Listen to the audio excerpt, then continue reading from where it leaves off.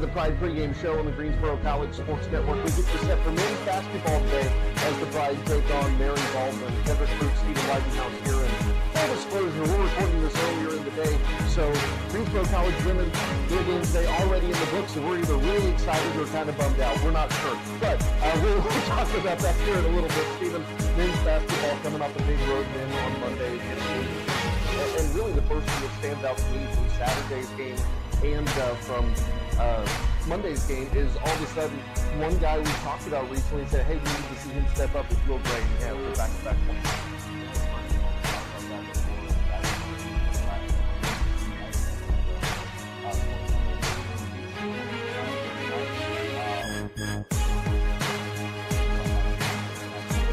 Consistent scorer, as well as Q Ingram. But yeah, Will Gray, we talked about it.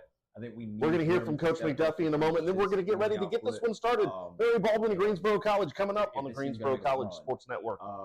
And so hopefully, this is the start of something special for Will, back-to-back 20-point games. So, his talent, he's capable of putting up at least 20 every night, just about consistency and then staying out of foul trouble. But Will has been huge, and so hopefully, it'll be the same thing tonight. It's funny. We've talked all year about how this roster and this team is more built to have a more spread out offense this year. We've talked about it time and time again, but it feels like even recently they've taken that to another step. Obviously, we talked about Will Gray.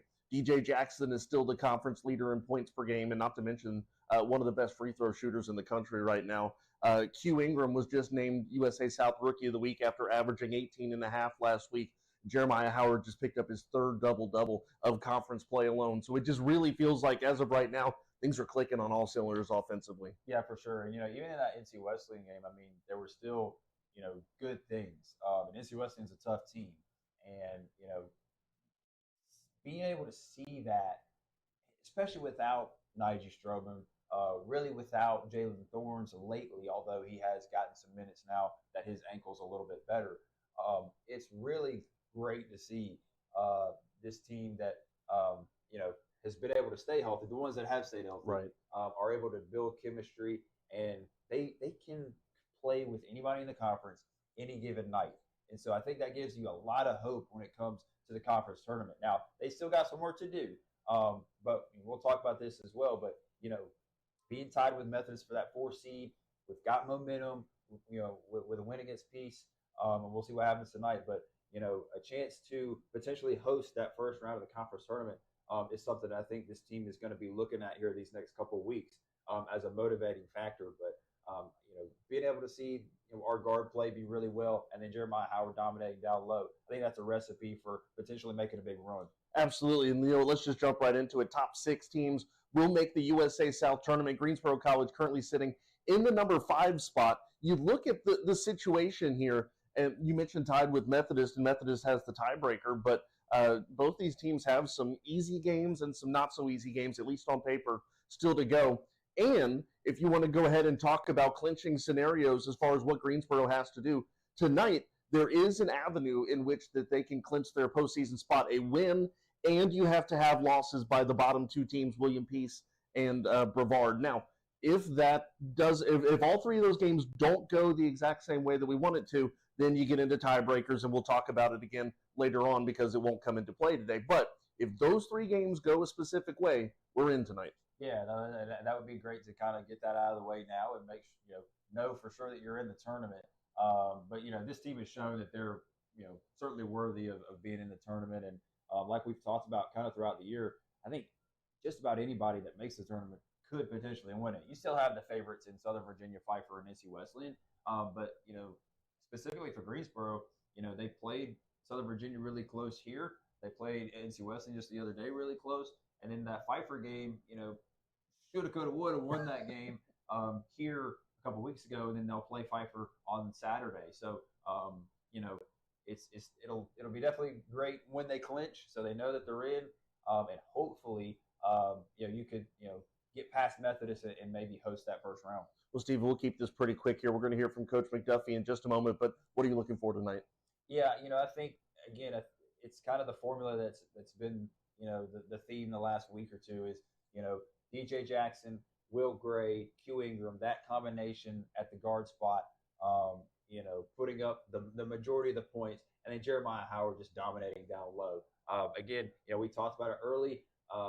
Jeremiah had some foul trouble earlier in the year. Lately, he's stayed out of foul trouble. Hopefully, that's going to be a big key tonight is if he can stay healthy. Because again, we talk about outside of him, Ryan Roberts, EJ, it's shallow down there in the front court. So Jeremiah's got to stay not in foul trouble. I think as long as the guard play stays strong like it has been, Jeremiah Howard puts up his normal numbers. I think Greensboro's got a great shot. Yeah, and Ryan Roberts, you mentioned a moment ago, he's really started to contribute a lot, especially in the rebounding columns here recently as well.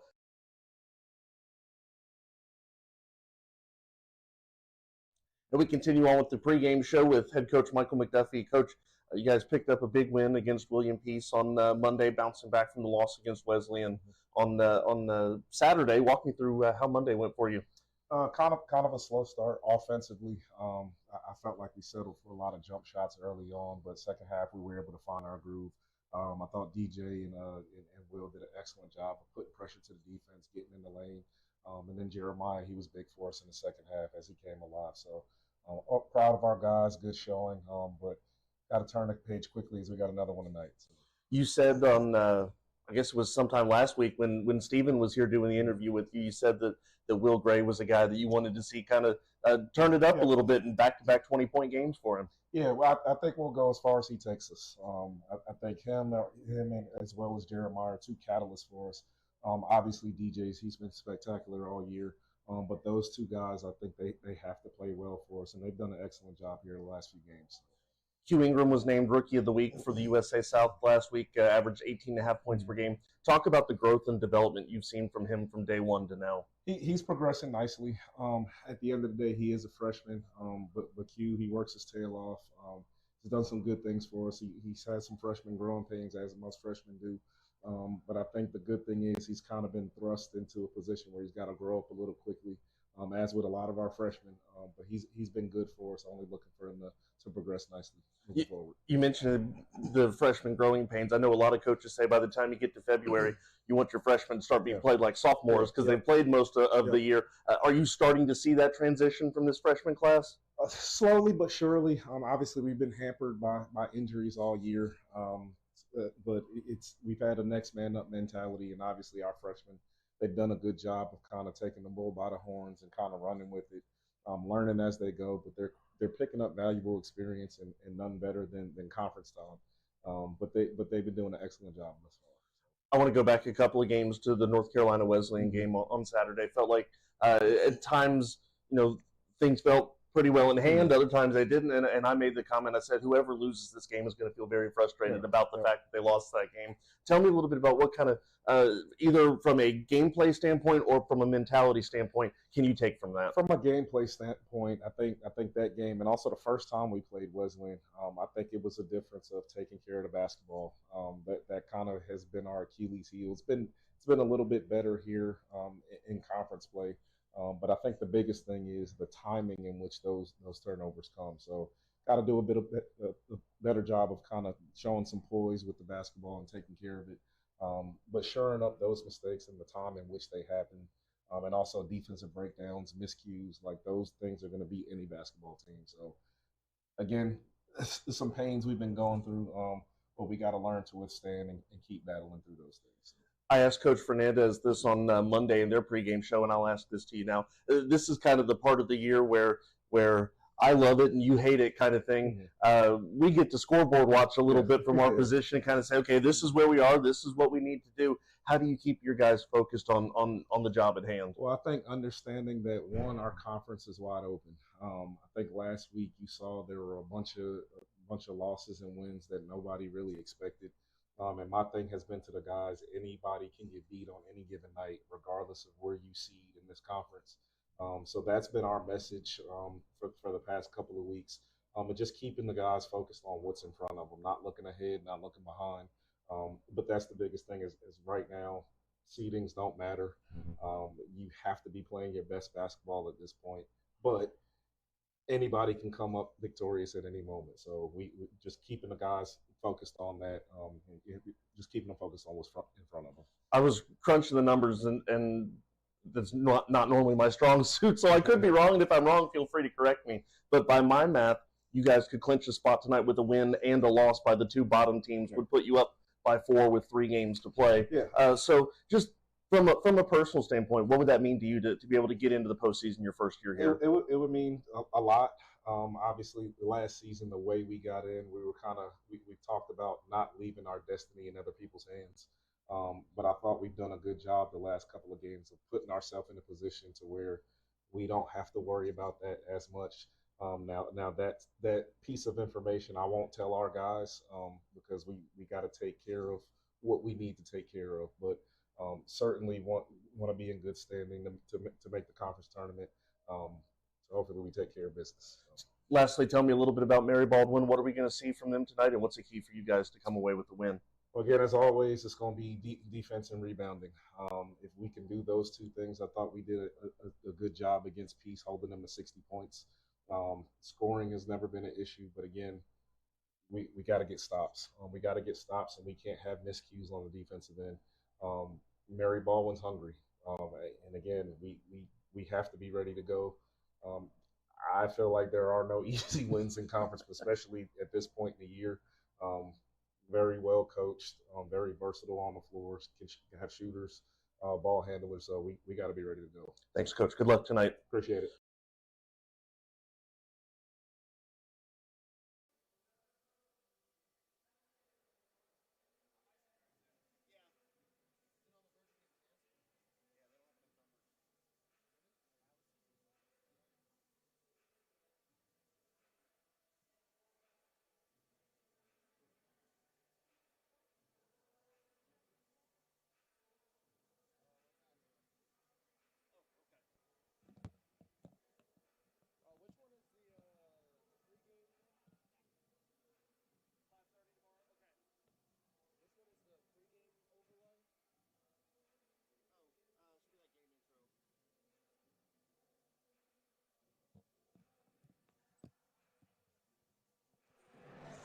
And we welcome you into the Pride Pregame Show on the Greensboro College Sports Network. Kendrick Fruits, Jay Sean Ayala here with you. If you joined us for the first game, already a fun evening here at Haynes Gym. Women's hoops got it done in an upset fashion against North Carolina Wesleyan, 55-51. Now we turn our attention to the nightcap. Men's basketball taking on Mary Baldwin today. And Jay Sean, obviously, Pride need this and a little bit of help, but there is a chance that they can go ahead and knock their spot out in the postseason here today. It's always positive vibes when there's a chance to punch your ticket to the postseason, punch your ticket to the postseason, and push yourself closer to possibly having a home playoff game. So this one's huge. A decent Mary Baldwin team, kind of middle, lower the pack, but I think it's going to be a close one. Absolutely, and you think about the fact that Greensboro won a thriller in overtime against Brevard last Thursday. Lost a game against North Carolina Wesleyan on Saturday that, according to Coach McDuffie, we talked about it a little bit with him, probably a game that Greensboro feels like they should have won, and then they win on the road against William Peace on Monday. And really, you think about it, and much like we said in the women's game, Jay Sean, this is a team that's pretty hot right now. Yeah, no, they've been playing some great basketball. As you said on Saturday, we saw great games from both of the guards, DJ Jackson and Will Gray. We always talk about if we can get one of them to have their best day, but we saw what that offense could look like with both of the guards putting up 25+. So if we can see a similar thing and kind of keep that momentum moving into this game, they're going to be set up to win another one. Yeah, you talked about in the women's game that Jeremiah Howard was one of your players to watch for this game. Coming off his third double-double of the year, 16 points, 10 rebounds against William Peace. But the last time we saw him here at Haynes Gym, not a ton of playing time for him. You and I wondered if it was schematics or injury. I did talk to some people after the game. They said he was a little bit dinged up, but he was good to go for Monday, and I think we saw Jeremiah Howard back at what we expect him on Monday night. Yeah, I got a chance to talk to Jeremiah myself, and I asked him, what happened, why'd you come out? Wasn't feeling the best. He got banged up a little bit, but he said he's back at full strength for today. And I look to see just classic Jeremiah Howard basketball, get the ball, go back up, strong force down low. Not many teams can really match up with him if he's in the lineup. And, one of the big things, too, and we talk about Jeremiah Howard a lot, and rightly so, but, don't forget about Ryan Roberts either. He's a guy with 17 rebounds over the last couple of games, and although maybe a little bit on the smaller side compared to some of the big men you'll see, one of the big things for Ryan Roberts, you're not going to see a lot of people give more effort in the paint than Ryan. Right, yeah. Very valuable, especially when you talk about Jeremiah Howard sometimes gets in foul trouble. And Ryan Roberts comes in, he slots right in, does a great job. I mean, he even has the ability to shoot the three. If he's open, he'll definitely pull it.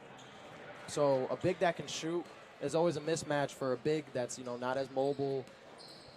Can't really get out to the three. So I'm excited to see what Ryan Roberts can do in this one. Well, DJ Jackson, 117 made free throws this year. It's the 9th most in single-season history in Greensboro College. And not to mention he's 21st in the nation as far as free throws made this season. Just talk a little bit about the way that he's able to create shots on his way to the basket and then finish them and then even go to the line as well. He's a guy who seems to thrive on contact. Yeah, it's very fascinating. Most people call it a three-level scorer. He can shoot the three, the mid-range, the down below. But I really want to talk about the paint game for him. He gets to the line. He makes his free throws. He does a good job of absorbing contact to really get those calls to go his way. And he just proves to be one of the best pure scorers from this area. Well, Jay Sean, let's go ahead and get this out of the way. We talked a little bit about the fact that the Pride have a chance to punch their ticket today with a win and a little bit of help. So here's the thing. If any of these 3 games that we're about to talk about don't go the way that we need it to go, we re-rack them and try again on Saturday because there's still too much stuff up in the air.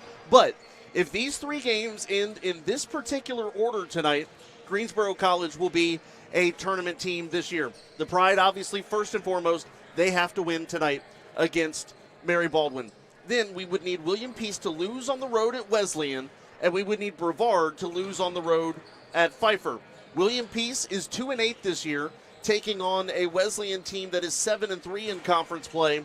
Brevard is also 2-8, taking on Pfeiffer, who's at the top of the conference. So on paper, things look good for the Pride tonight, but obviously we'll have to do a little bit of scoreboard watching and, more importantly, take care of business here to see how that shapes out. Right. If you're the Pride, there's only but so much you can do. All you can do is come out here, play a complete game, play your brand of basketball, and win the game. Then maybe after the game you look at your phone, maybe check the scores of the other games, then you say, okay, we have a playoff spot. But right now, I'm sure this team is just locked in on winning this game and adding to their conference total.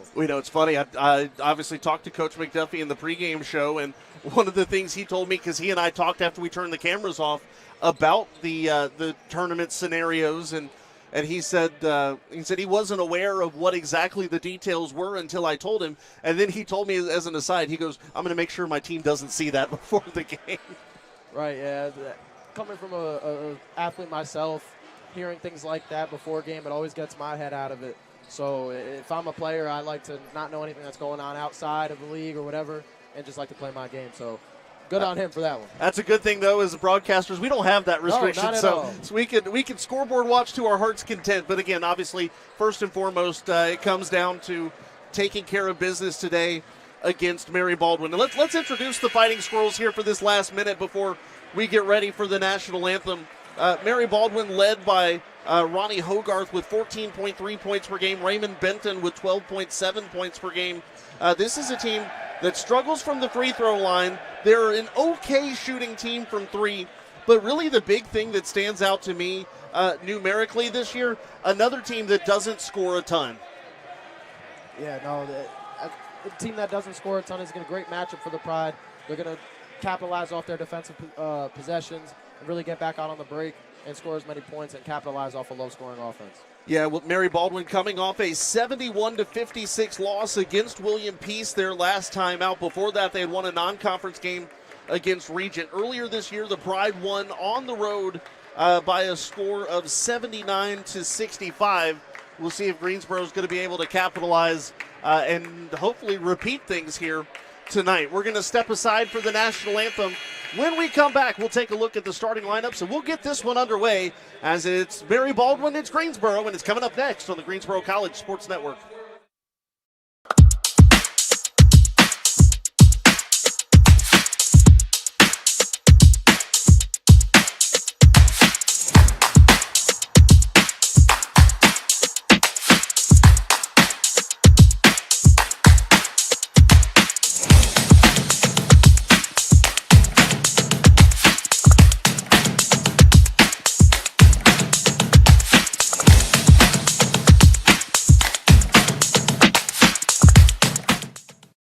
college athlete has a story to tell, and at Greensboro College, we believe no one is better equipped to tell those stories than the athletes themselves. On the Getting to Know podcast, you'll hear the who, what, when, where, why, and how of each college athlete's journey to Greensboro and how they became a member of the Pride. We talk on and off the field, influences, hobbies, goals, and what it means to be a member of the Pride. It's all on the Getting to Know podcast on Spotify and YouTube. You know, I just really felt like I was a person, you know, and they really cared about you, not only as like an athlete, but, you know, as an individual as well. And so that was one of the things that like led me here, honestly. The Getting to Know podcast from Greensboro College Athletics. We are one Pride, and these are our stories.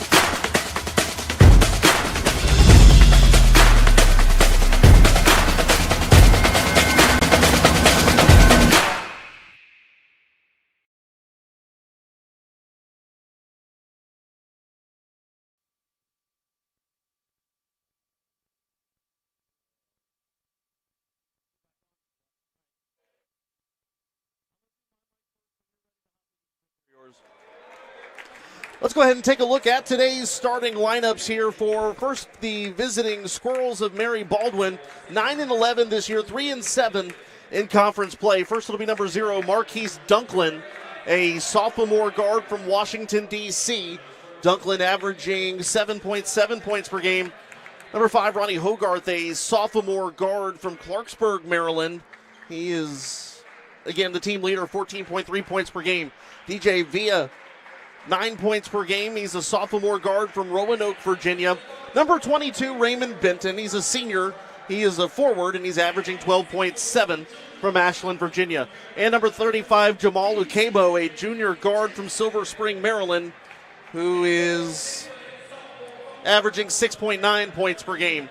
And for Greensboro College, pretty much a cast of familiar characters for the Pride today. Number 2, DJ Jackson, the junior guard, averaging 18.3 points per game, one of the best scorers in the USA South, 18.6 points per game from High Point, North Carolina. Number 10, Jeremiah Howard, a sophomore forward from Concord. Jeremiah, 7.8 points per game. Number 12, Will Gray, back-to-back 20-point performances, averaging 13.3 points per game. He's the transfer from Davidson Davie Community College, a junior guard. Number 14, Ryan Roberts, a senior forward, a transfer from the University of Mount Olive, averaging 5.6 this year. And number 33, Q Ingram, averaging 14.2, freshman guard from Greensboro. He is the reigning USA South Rookie of the Week, Jay Sean. Super excited to see Q Ingram back in the lineup. Missed the last one, was feeling a little bit under the weather, but one of the best shot creators in the area gets to go back out there and show us why he is that. And, you know, one thing that you astutely noted during a shoot-around, no Dwight Vincent today in the lineup for Greensboro, so there's a big three-point shooter the Pride are going to have to replace. Yeah, very interested to see how they're going to kind of alter their game plan without their best three-point shooter on the floor. Greensboro wearing the white jerseys today with the green numbering and the green trim. Mary Baldwin in the black jerseys, white numbering with the gold trim. Greensboro controls the opening tip, and we're off and running. Roberts gives it to Howard up top, now to Ingram. Ingram to Jackson. DJ Jackson picks up his dribble in the right wing, gives it to Ingram up top. Shot clock coming down to 10 seconds. Jackson trying to create a little separation. Long two and in. DJ Jackson gets the scoring started. Classic DJ Jackson bucket right there. Jab, jab, go up with the midi, gets it to go. That's how you can tell it's going to be a good day. Ukebo with it. Ukebo trying to go down low instead now. Gives this one off to Villa. Now goes to the far side, Benton. Benton to Dunklin, now to Ukebo. Ukebo calling for Dunklin. Now the give right back to Ukebo. Trying to work around Roberts. Shot's not doesn't have enough on it, goes out of bounds, and it'll be Greensboro ball. Good defense there. Oh, no, it'll be Mary Baldwin ball, rather. Good defense, though, for the Pride. Howard and Roberts underneath. Dunklin looks and finds Villa for three. That's good. DJ Villa has three, and Mary Baldwin with a 3-2 lead. Long feed to Roberts up ahead. Give towards Howard. Howard can't corral it, and Villa with the takeaway. Villa slings this one, looking for a cut, and finds Hogarth. Lays it in to make it 5-2. Mary Baldwin definitely coming out with the better energy to start. There's a turnover from Roberts. Miscommunication between himself and Ingram, it looks like. Feed down low to Hogarth. Hogarth trying to back down Roberts. Sends it up top to Dunklin. Now to Ukebo. That's going to be a good battle today. Ukebo versus Howard. Two big men. That one at the rim dies. Howard tries to save it. He does to Jackson. As you said, they're going to be a great matchup down low. I was just about to mention we have a big that's going to be able to match up with the height of Jeremiah Howard. Excited to see how he deals with that. We don't see that very often. Not often. Roberts to Jackson. Jackson pulls up three ball. Give it to him. DJ Jackson ties it up at 5.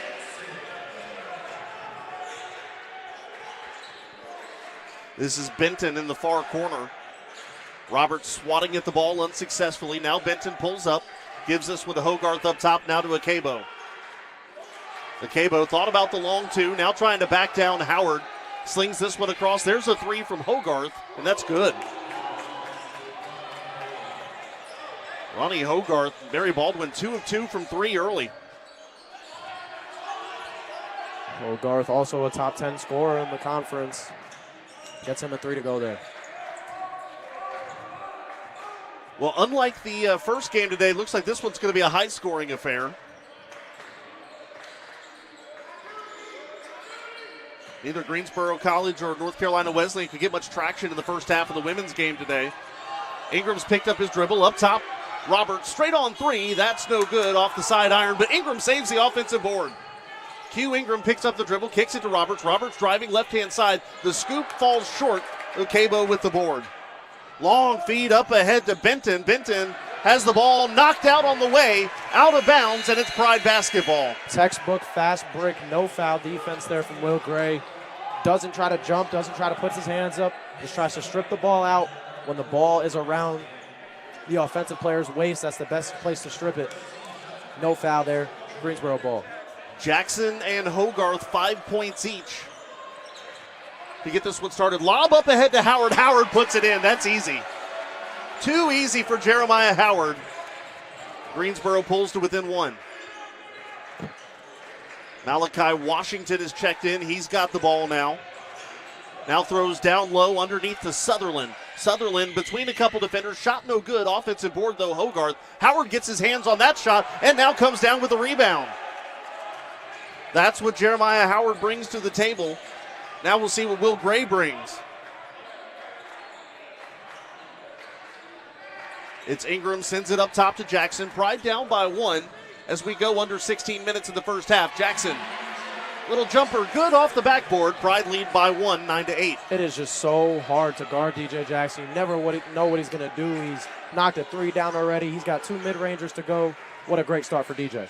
Kick open to a wide-open Sutherland. Doesn't take the 3. Now up top to Hogarth, and it's a foul called on Ingram. Ingram looks surprised, and they'll have this media timeout to talk it over. An exciting and fast-paced start, 15:38 to go. Pride lead at 9-8 on the Greensboro College Sports Network. Greensboro College. To Greensboro College. To Greensboro College.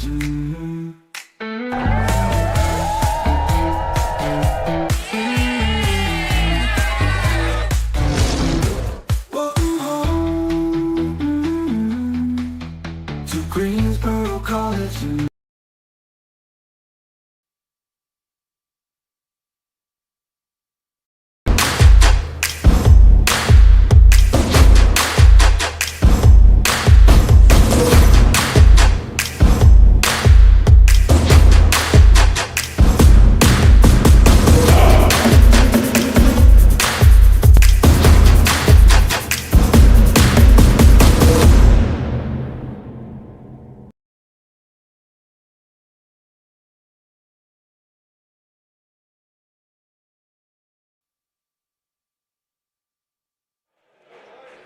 15:38 to go. Greensboro leads at 9-8. Jay Sean, let's go ahead and take a look at the other two games we're keeping an eye on.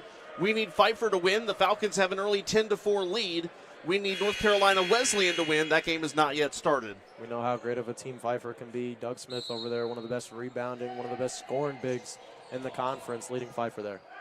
Sutherland on the inbound, hands this off to Benson.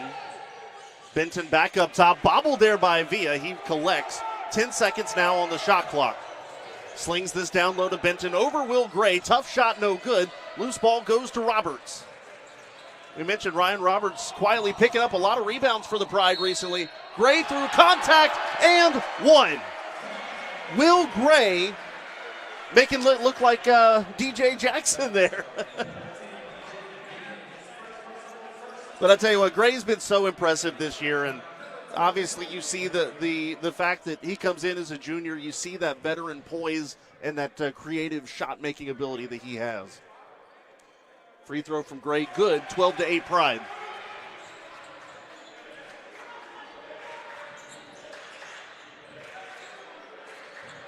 Sutherland with it. Trying to go down low. No options there. Bounces off of Sutherland's foot, I think, and backcourt violation. Yeah, I think Sutherland just dribbled it off his foot and the ball took off on him. So Greensboro basketball after that's the first Mary Baldwin turnover of the game.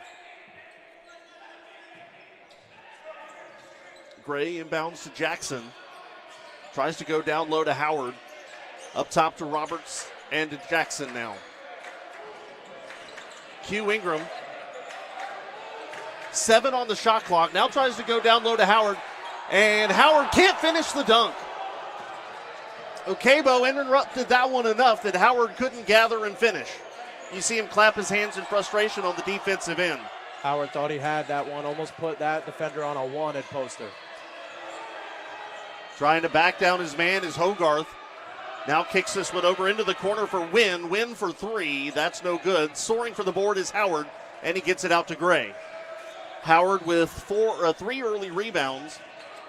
Looking for what would be his 4th double-double of the year. There's a foul called right in front of the Mary Baldwin bench, and that's going to be Raymond Benton picking up his first personal foul, team foul number 2. 7-0 run for the Pride here in the last 3 minutes and 10 seconds. They'll look to continue that one and build upon this 4-point lead. Gray up top to Roberts, slings it over to Jackson.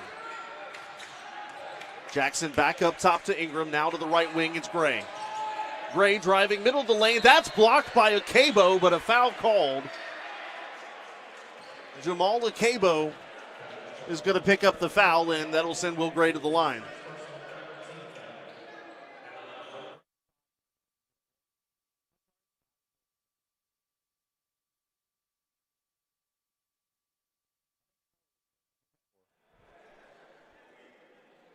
Gray from the line, that's good.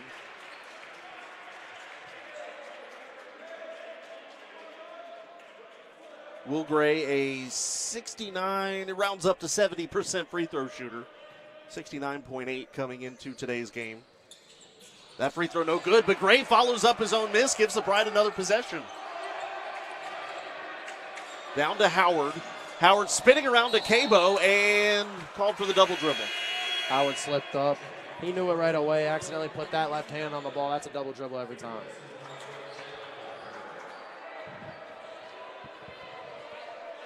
Greensboro has won 3 straight against Mary Baldwin. Earlier this year in both contests last year. The Pride's 2023 tournament season came to an end against Mary Baldwin in the USA South tournament. Hogarth trying to go up with 2 hands. That one rolls around the rim, no good. Howard with the board, now the outlet up ahead to Ingram. Nice dribble behind the back. Ingram, tough shot. No good, no foul. Hogarth with the board. Thought Ingram could have drew the foul here, but Mary Baldwin going on the break. They'll get the fast break dunk to go. Yeah, Benton just drops it in, 13-10. Benton's first 2 points of the game, now a press from the Fighting Squirrels. Gray running into the front court. Well, I'll tell you what, both these teams get an A for effort right now. They're going all out in the early going. For sure. Pride looking for a cutting Gray, taken away by Hogarth. Hogarth on the run, trying to get in front of the defenders. Howard pokes it out of bounds. It'll be Mary Baldwin ball, but Howard, I think, saved an easy 2 points there for the Fighting Squirrels. As you mentioned that, I do want to give a shout out to Mary Baldwin. That mascot, the Fighting Squirrels, that I love. One of my favorite things, my hobbies, is learning schools' mascots, and this is a very interesting one. Inbound to Akebo, now to Benton. Villa now up top to Dunklin. Dunklin can't make any progress, so he gives this one back. Benton going with it and tries to float it up over Bowling. Gets his own miss. The putback no good, but a foul called. And it's going to be Quan Bowling picking up the foul, and it will send Benton to the line. Raymond Benton, we mentioned, the second leading scorer on this Mary Baldwin team, but a 53% free throw shooter. 53%. I can read. Free throw good, 13-11. That's subjective. I'm fully aware. 13-11. Mary Baldwin hanging tough. What's been a fun start to today, bouncing off of what was a fun women's game earlier today. Second free throw, no good. Loose ball at the sideline. Benton tried to save it and just slings it out of bounds. And it'll be Greensboro basketball. Good job by Will Gray not touching that. Like the Squirrels will pick up in full court pressure here. Roberts finds Bowling. Bowling picks up the dribble, needs help. There's Nigel Chivers. Gray with it, dribbling with the left hand, going and pulls up the jumper far side. No good. Loose ball out of bounds. Touched last by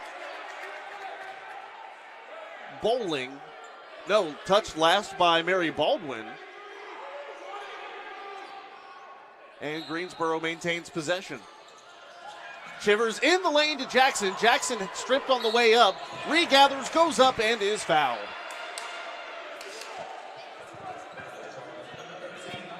Well, you can almost count on any time Jackson's in the lane with two defenders around him, there's going to be contact, and DJ Jackson comes out with a chance for more free throws. Jackson, an 81% free throw shooter on the year. Leading scorer in the conference. Also leads the conference in free throws made as he misses that one. Was second in the conference in free throw percentage.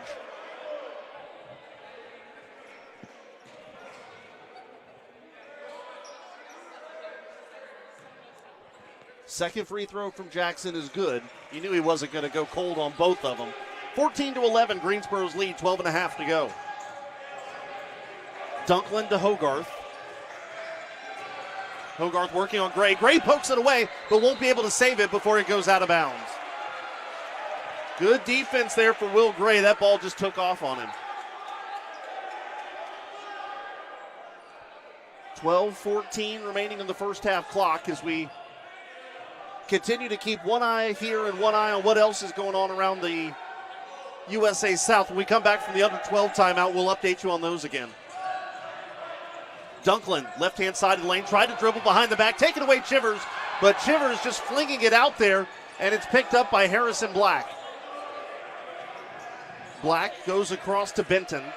Benton deep in the right wing, now throwing to Hogarth. Hogarth pulls up three ball. That's no good. Two Pride fighting for the rebound. It's going to be Bowling with it, now gives it to Chivers. Chivers needs help. One-handed pass up to Roberts. Roberts wanted a cutting Bowling, but that window closed. Jackson up top to Gray, now to Roberts. 15 on the shot clock. Roberts to Gray. Now looking for Jackson, right-hand side of the lane. Jackson again through contact. A tough angle shot, and DJ gets it to go. No matter the size, DJ Jackson is going up. He has no fear. Obvious height advantage there. Height disadvantage, and he gets a shot to go. And now fighting for a loose ball on the sideline, and Greensboro basketball. Well, DJ Jackson has 10 of the Pride's first 16 points, and that takes us to the under 12 timeout. 11-12 to play, 16-11 Greensboro on the Greensboro College Sports Network.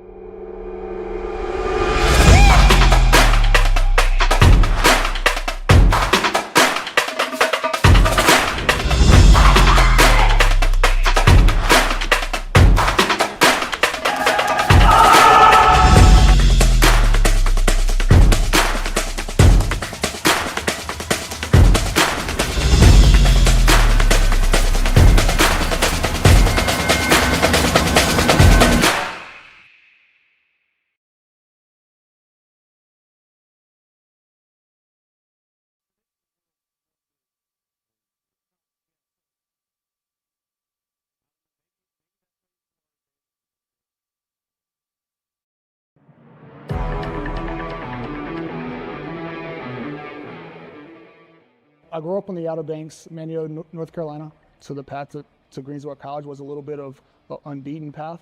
The same thing here, like I had never watched a sport, I don't know anything about cars. Taking an opportunity that comes out of nowhere, and it might not be the vision that you had for yourself.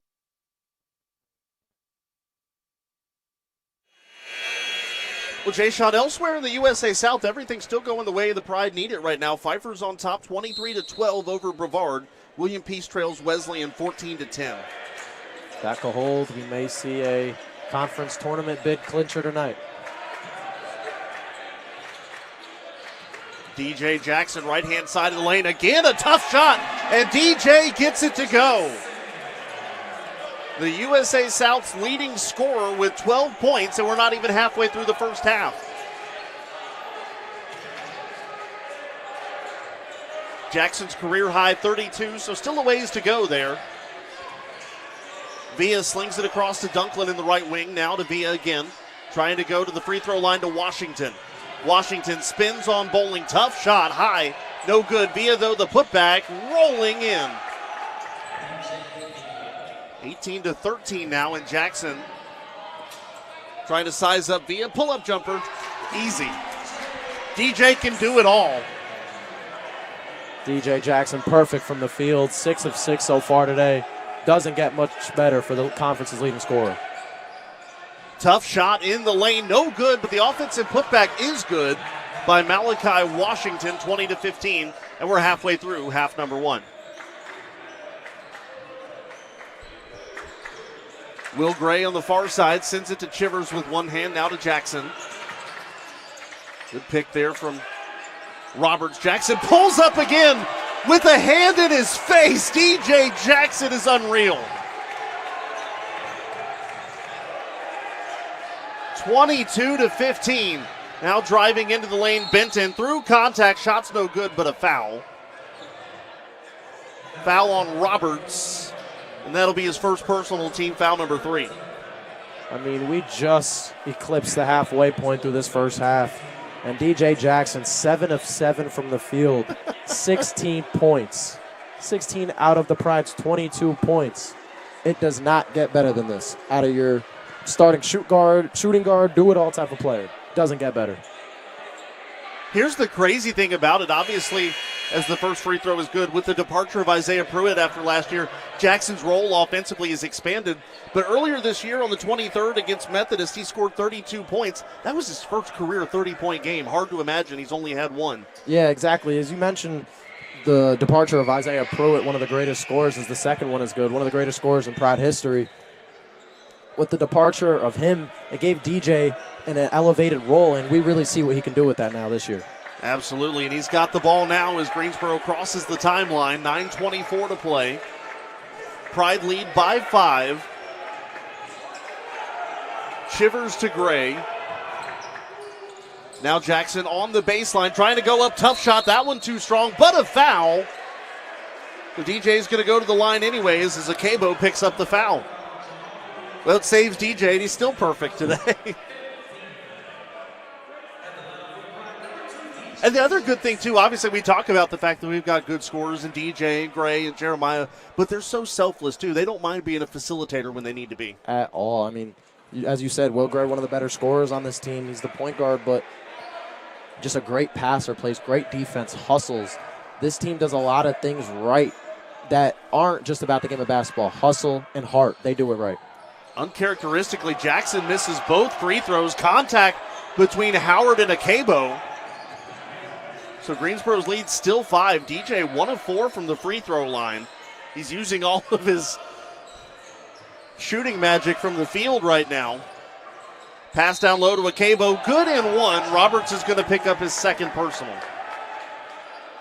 So Akebo a chance at a 3-point play, which would make it a 2-point game.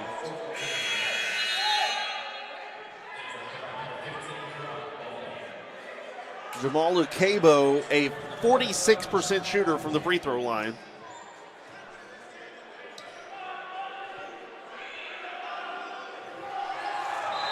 And the free throw is no good.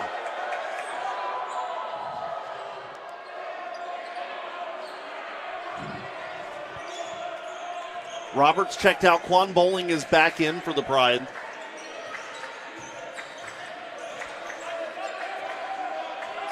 Chivers running the point with 8:40 to go. Sends this one to Gray. Back to Chivers in the right corner. Trying to go down low to Bowling. Sends it up top to Gray instead.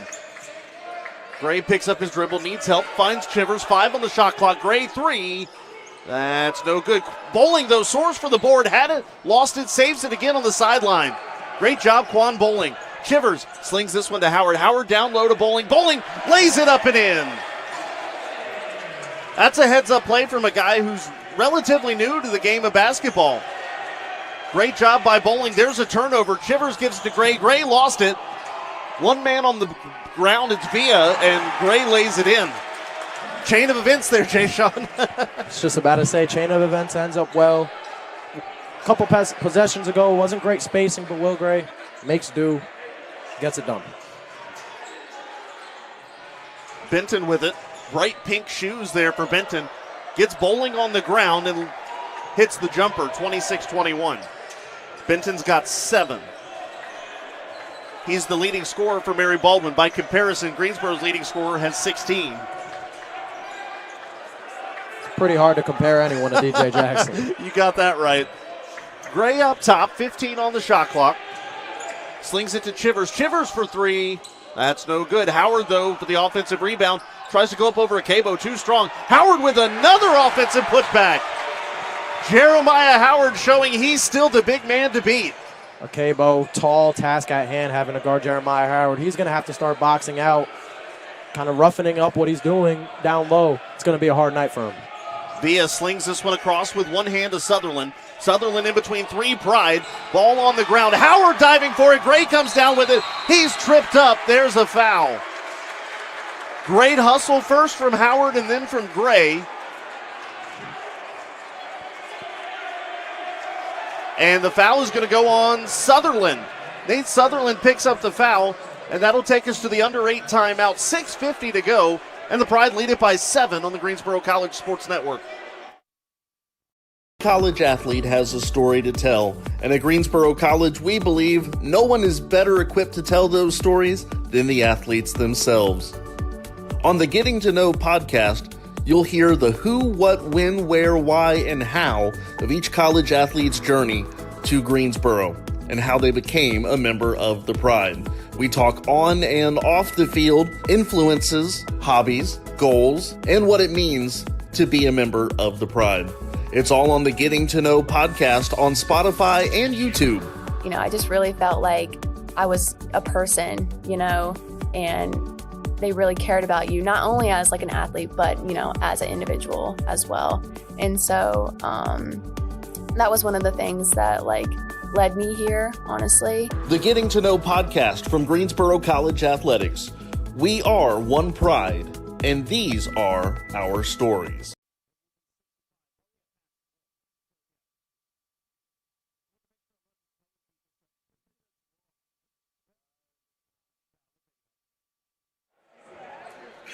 .650 to go in the first half. Greensboro College with a 28-21 win, or with a 28-21 lead, rather. A lot of things we could use to describe this game. I think spirited, maybe one word so far. That's a good word. I mean, Pride's coming out there playing with heart. Starting forwards, Jeremiah Howard diving after loose balls that kind of looked out of play, that not even a chance, and we see what it ended up happening, and now we have the ball. Chivers in the front court, slipped, gave it to Bowling. Now to Gray. Gray pulls up, contested 3, no good. Howard, though, offensive board. Back to Gray. Gray lays it in, even with the hand in his face. Will Gray's got 8.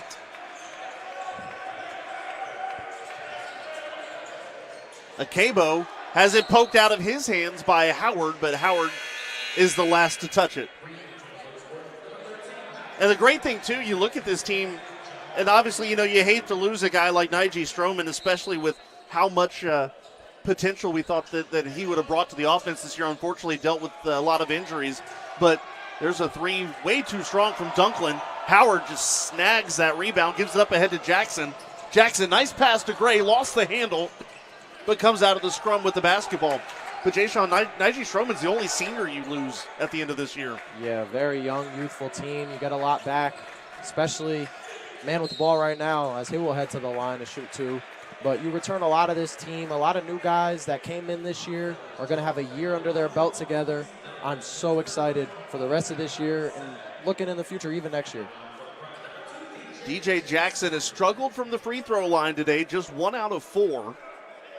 Greensboro 3 out of 7 as a team. First free throw coming, and it's good. The Pride's lead is 10, 31-21. Second coming from Jackson. And good. So he hits them both this time to make up for earlier, 32-21. Dunklin will bait Chivers into a foul there. That'll be Chivers' first. Team foul number 5. 5:52 to go first half.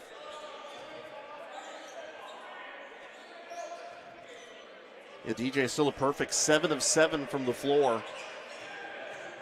18 points here with still just under 6 minutes to go. Good job there by Benton getting Howard up in the air. Draws the foul.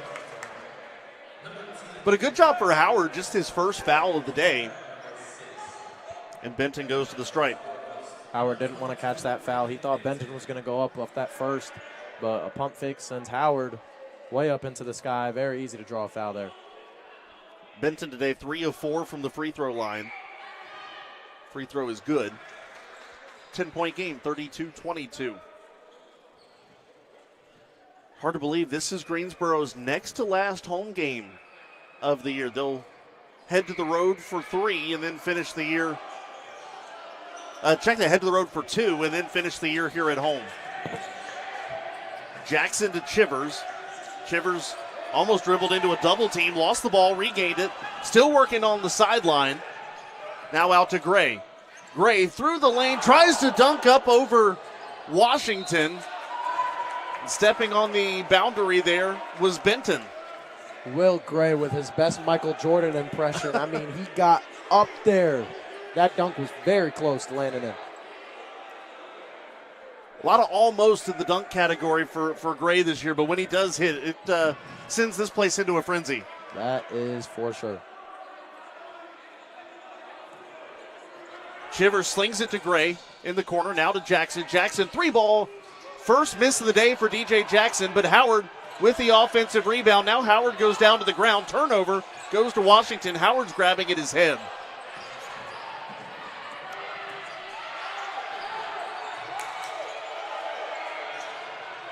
Into the lane, Hogarth. He's stripped on the way up. The ball goes out of bounds, and Howard comes off holding his head.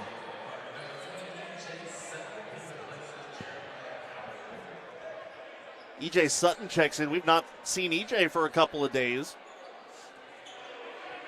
EJ's been battling through some things. This is a very battle-scarred Greensboro team. Hogarth up top. Driving around, and the floater high off of Sutton, good. Well, I'll tell you what, if you don't have Howard the rest of the game, which remains to be seen what the situation is as he's gone down the tunnel. Here comes Gray up top to Bowling, but the question is who then lines up with the Cabo. Jackson has it taken away by Hogarth. Hogarth to Washington. Washington spin move around Gray, and a quick dump off to Hogarth, who lays it in, 32-26. Good pass there from Washington. Creates the jump from the defender there. Spin, good pass, gets the bucket to go. Down low to Sutton. Sutton is hacked. Got an elbow there from Marquise Dunklin, who tried to jump over EJ to intercept that pass. 4:15 to play.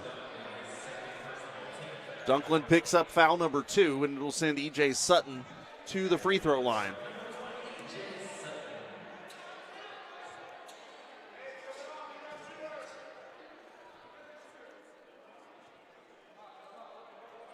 Sutton's free throw no good.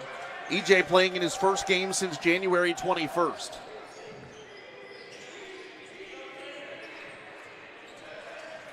Dunklin hands this off to Hogarth. in the left wing. Picks up his dribble now to Villa. DJ Villa trying to work on DJ Jackson. Now to Hogarth up top. 10 seconds on the shot clock. In the lane, trying to get around Sutton. Tough shot. No good. Offensive rebound, though. Now a loose ball in the lane. And Shivers came away with it. It was punched out to DJ Jackson. Long pass up ahead to Gray. It was a rainbow. And Gray this time finishes the jam. 34-26. Pride lead is 8. Looked like the tip pass was in the script there. It went right into Will Gray's hands like he's a wide receiver running down the sideline. Gets the dunk to go like it's a touchdown. Hogarth kicks this one out to Villa. Thought about a three. Got Gray up in the air. Now steps inside the arc. Shot's no good. Rebound goes to DJ Jackson, who was sitting on his rear end. But Jackson's pass is intercepted by Villa. Slings it down low to Benton. And a foul called. It's going to be on Jackson. And Benton will go to the line. Jackson picks up his first personal.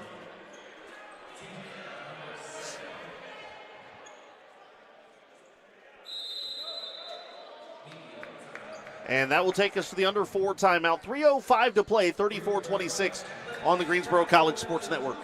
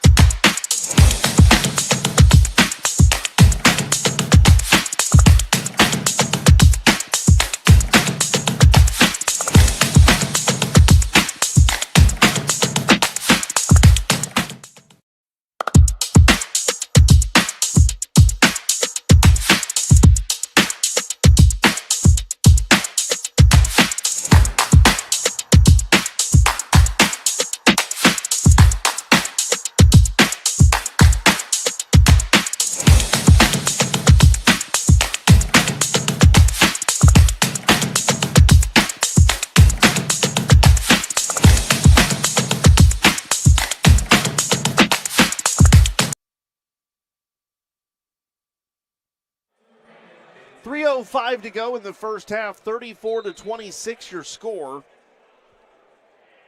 And free throws coming here for Benton. He's got 8 points, second highest total on the Mary Baldwin team. That free throw good to Ty Hogarth for the team lead.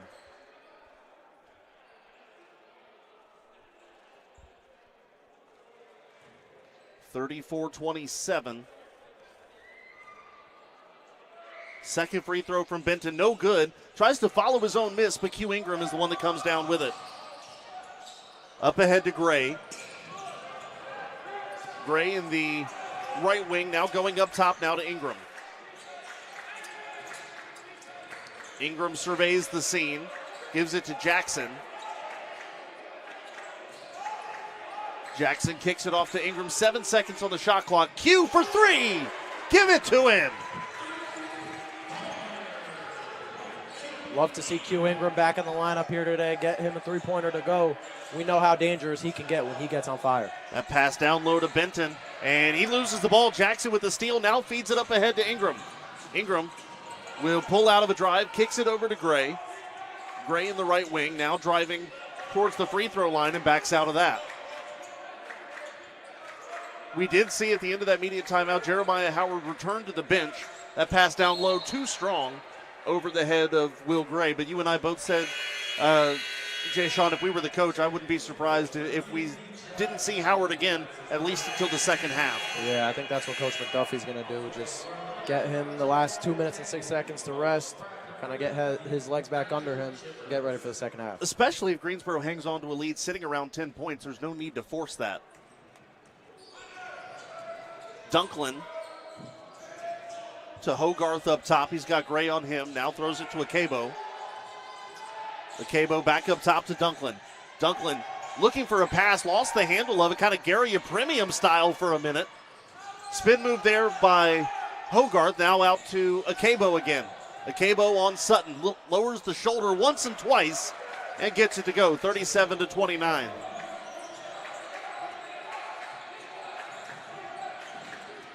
Nigel Chivers up the far sideline, now up top to Jackson, now to Ingram. Under 90 seconds to go, first half.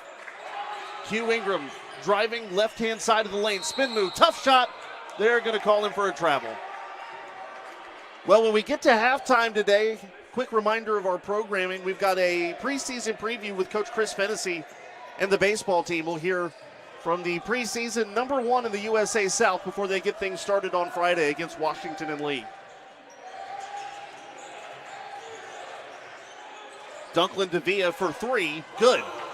DJ Villa, 2 out of 2 from three-point range. Their coach is running all the way up into Greensboro's side of the court to get a timeout burned. Officials didn't see them. And we're under a minute to go, 37-32 in the first half. 30-second timeout, so we'll hang on to it here. Speaking of halftime, Pfeiffer has gone into the break 44-25 over Brevard. And there seems to be some sort of issue with the scoring in North Carolina Wesleyan, so we'll try to find out what we can at the break. Because, again, a Pfeiffer win and a Wesleyan win and a Greensboro win puts the Pride in the postseason.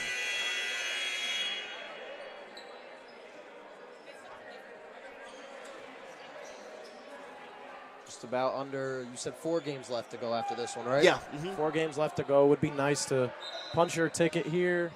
And then from here on out, you're just playing for your seeding. You're hopefully playing for an eventual home playoff game. Which the Pride, too, are neck and neck with Methodist, so there's a chance they move up even more from their current number 5 spot. Ingram gives it to Gray.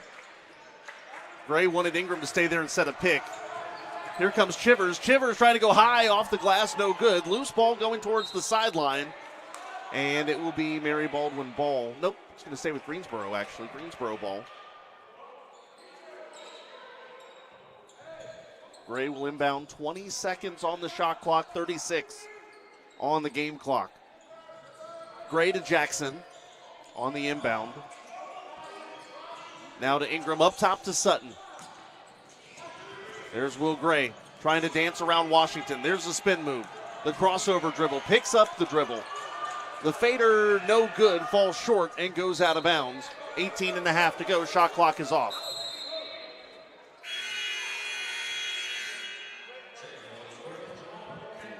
No shot clock on. You got to wonder if Mary Baldwin, still 18 seconds to go, but there's a chance that they do try to milk this for the last shot and then go into half with a 1-possession game on your hands. I think you certainly consider it because the last thing you want Greensboro to do is to score another one right at the end of the first half.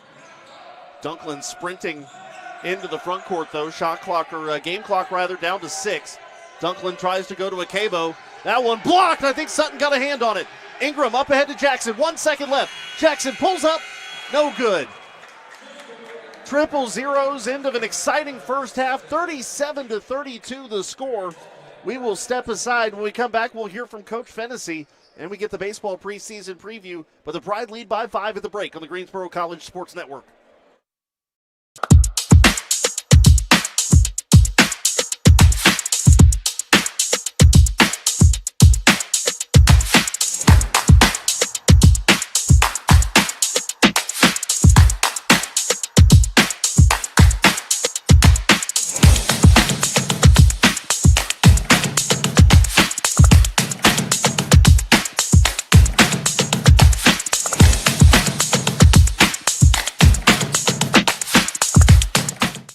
Every college athlete has a story to tell, and at Greensboro College, we believe no one is better equipped to tell those stories than the athletes themselves. On the Getting to Know podcast, you'll hear the who, what, when, where, why, and how of each college athlete's journey to Greensboro and how they became a member of the Pride. We talk on and off the field, influences, hobbies, goals, and what it means to be a member of the Pride. It's all on the Getting to Know podcast on Spotify and YouTube. You know, I just really felt like I was a person, you know, and they really cared about you, not only as like an athlete, but, you know, as an individual as well. And so that was one of the things that like led me here, honestly. The Getting to Know podcast from Greensboro College Athletics. We are one pride, and these are our stories.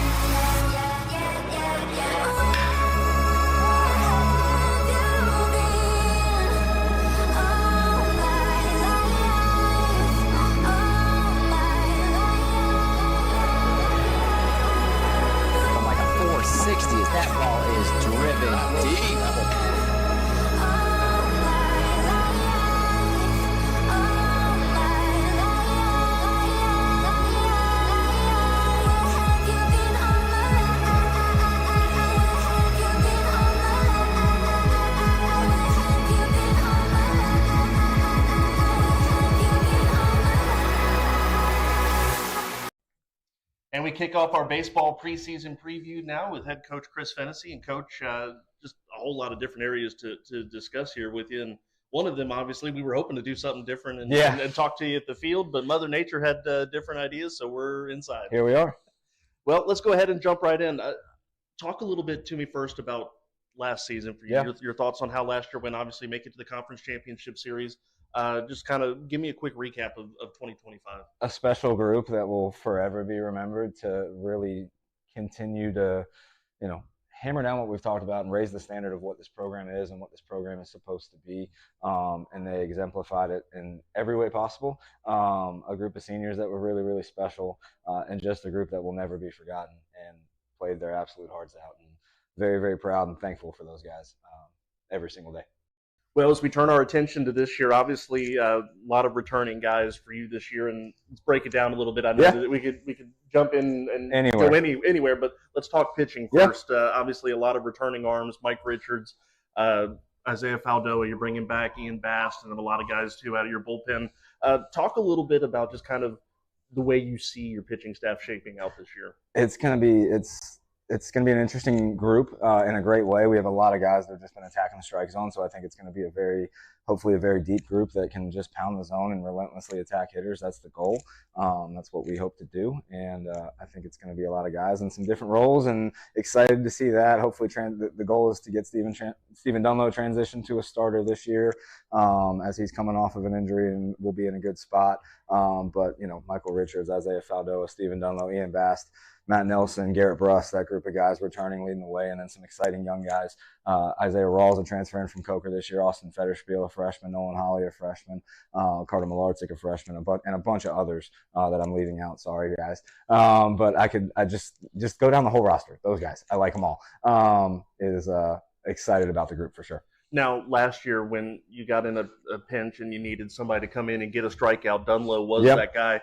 Do you have somebody that can kind of take over that role? You know that he's going to get a couple swing and misses. I think so. I think we got a few. The weather's kind of throwing a little wrinkle in the prep leading into opening day, just like it has for everybody else. But I think we got a few. So not without pulling back the curtain too much. I think we got a couple different options, and I'm excited to see those guys get their first opportunity to go do it. Coach, obviously, correct me if I'm wrong here.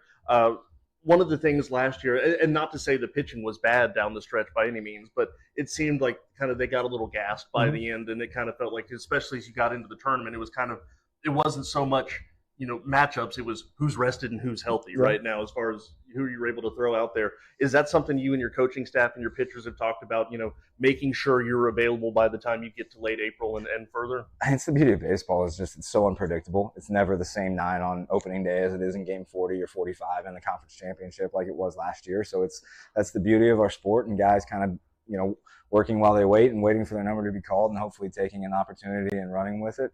Love our depth, love our group, and excited about all of them. Definitely a goal in preparing and how we've gone about the preseason and everything is to get their legs under them and get them ready and make sure they're in the right headspace and physically ready for what is a college baseball season, because it's 40 games in basically 2 months and it's fast. So the volume hits, but excited about our group for sure. How do you get them physically and mentally prepared when you've had such a weird spring season messed up by multiple snow and ice storms? We've been able to kind of keep our normal-ish schedule in some capacity. So in terms of the arms, the daily throwing hasn't changed too much. We've been able to face some hitters, keep our bullpens on schedule, and keep the track and the progression and the adding of volume to the guys has stayed pretty on pat, which has been good. Let's get ready to go play baseball next week. Let's talk about this lineup. It's a very stacked lineup. You've got some power bats here. Obviously, Evan Sykes returns. Mike Rinaldi returns. Hopefully a healthy Vasquez back this year. And, of course, the addition of Trevor Testerman, who I know everybody's really excited about, and we'll talk about him. But just talk a little bit about the fact that it seems like up and down this lineup, you can't pitch around anybody because the next guy can beat you too. Yeah, it's like you said, it's a lot of guys back, and we're excited about it, and a lot of older guys as well, which have been staples of this program. Evan Sykes and Louis Barini in that lineup has been a staple since they got here. Mike Rinaldi's been Alex Vasquez has been a guy since the minute he's gotten here. Mike Rinaldi, excited about some additions of transfers and freshmen. Again, I could go down an entire list, but Jacob Severson, Carson Harrod, Christian Glaze, Destin Matthews, Tanner Jackson, Tyler Alvario, Chase McInerney, Carson Welch. I can keep going. But this is why you want to do this, because you've been practicing just reading. This is, Mark King, Parker Broadus, Nolan Hawley on the mound. Just a lot of guys that are really, really talented and really special, but a lot of good core coming back, a lot of guys that have done it, and a lot of great leadership on that end as well of some people that you can believe in. Well, for those that maybe didn't keep up with the offseason as far as roster moves go, one of the first things you notice is it's going to be a completely different outfield this year. Yeah. No more Brody Gardner, no more Chris Lee, no more, at least of last year's revolving door in right field. So how does the outfield shape up right now? So, and you mentioned the addition of Trevor Testerman. He's been a big piece. Played infield at Averett the last couple of years. He's going to do that as well, but also play some outfield for us since he's stepped in here and has been a phenomenal addition as a player and a person, which is awesome. Jacob Severson has been a phenomenal addition as well, a junior college transfer from Herkimer, and then a handful of other pieces. And again, like the group that we have out there, you got Shane Garrett getting out there in some capacity this year as well. You got Destin Matthews, you got Mark King, you got Christian Glaze, you got Parker Broadus, and just a lot of really athletic guys out there that can go out there and run it down. Last year, you had 2 senior backstops. Obviously, both of them gone. How does the catching position look this year? Carson Harrod has been a leader since he's gotten here as a junior college transfer, which you're excited to see out of somebody behind the plate. And the way he commands a game is special. I'm excited to watch him go do it during the season and have a front row seat to that. But two young pups out there, Carson Welch and Chase McInerney as well, that are going to be really, really good baseball players. Excited to get them in the mix. And we got Shane Garrett back behind the plate a little bit as well this year too. So and he's taken to that very, very well since he's gotten back there this spring, and just excited about the group that we'll have. Obviously, the middle infield set in stone with Barini and Sykes. The corner infield positions, no more Dom Scavone. How do you see the corners playing out as far as who gets the playing time? Because you have a lot of guys that can play those positions. I think one of the beautiful things about this group is it's a lot. I think this group's pretty deep and pretty talented. So I think we're going to have a lot of moving pieces in a good way, and a lot of guys will have opportunities to go out there and play. Obviously, Mike Rinaldi will be a giant piece. Alex Vasquez will be a giant piece. Freshman from Tampa, Tyler Alvario will be a giant piece. Braden Sands from Sarasota, Florida, phenomenal freshman. Excited about him. Tanner Jackson from Sarasota area as well. Excited about him. Like I said, a lot of guys that are going to make big impacts on this group. Just really excited about them. All right, I'm going to put you on the spot here because you named all your guys, so you can't do that again. Last year, one of the neat stories was Rush Bowman, a guy who wasn't a opening day starter, and then injuries kind of gave him an opportunity, and he jumped in a big way. who is somebody that could be this year's breakout Rush Bowman? I mean, I think it could be anybody. I don't mean to say that cliched wise, but that's me, so that's what I do. But it could be anybody because we have again. I love our group. I love our people. Luke Neubauer is going to make a big impact as well. I left him off the list of the infielders, so I apologize about that, Luke. Sorry about that, by the way. Like and subscribe. But I think it could be anybody. I hate to sound neutral. I think it's got a chance to be anybody. We're going to have a lot of guys in and out and a lot of guys getting opportunities. And I'm excited about that early in the year. One guy we're not going to see in and out of the lineups, Evan Sykes, obviously. And tell me just what he has meant to this program. Obviously, he's in the career top 10 in doubles, career top 10 in triples, all-time leader in home runs with a year to go. He's got, I think, 30-some RBIs before he's the all-time leader in that category, too. So what do you say about a guy who's done almost everything there is to do statistically here? You say thank you, for one. But my favorite part about Evan is you wouldn't have any idea of that talking to him. He's the most humble. He's the most amazing human being on the planet. Somebody that bought into a vision 5 years ago now, when I first got here, was a part of that first recruiting class, and has been the epitome of what we want this program to be.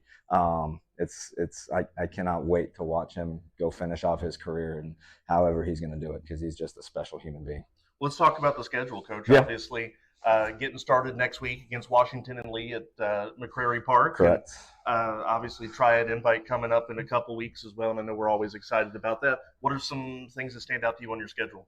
Schedule's tough. It's going to be a really competitive slate. Hopefully, weather's going to mess with us a little bit. Hopefully, we can get all 40 in. But Washington and Lee and Roanoke in the first midweek is going to be a really good start and a really competitive group. Then we got, I think it's Averett week 2, Roanoke again in the midweek, and then we go down to Georgia. Excited about that, to go play an Oglethorpe team who we played a couple years ago down in Georgia at Barry. Excited to get down to Atlanta in the Oglethorpe area, get closer to home for the Florida boys a little bit, and let them see their folks, and get on the road and experience that, and then back here for the Triad, and then new look conference schedule this year after they re-racked it, and get to open up conference play with Wesleyan. So excited about that. I'm going to ask some of your seniors this question here in a little bit, and I'll send it to you just to see if it's different from a coaching perspective as a player perspective. You guys have incrementally gotten a little bit better every year for the last couple of years, made it to the conference championship last year. What are some lessons? What are some things you've learned that can get you over the hump now? I think the biggest thing is just experience. You know that better than anybody, that you don't know how you're going to react to things until you do it.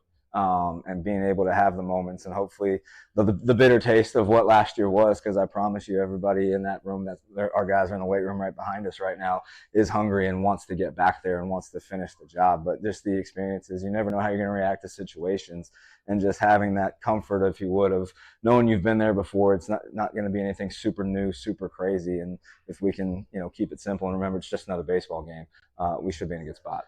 Well, for those of you that know Coach Ben, the answer to this next question is going to be I don't care.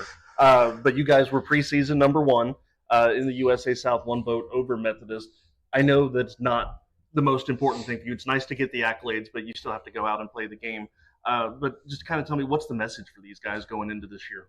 Again, it's something to be proud of. It is very much something that you should be proud of, because coming from where this program's been over its history to where it is now, I think it's something that you should be allowed to celebrate and be proud of, but understand that you still got to go do it. To me, it means it's an opportunity that we have to go prove people right, and that's what I'm excited about. And that's, I think, the way these guys view it.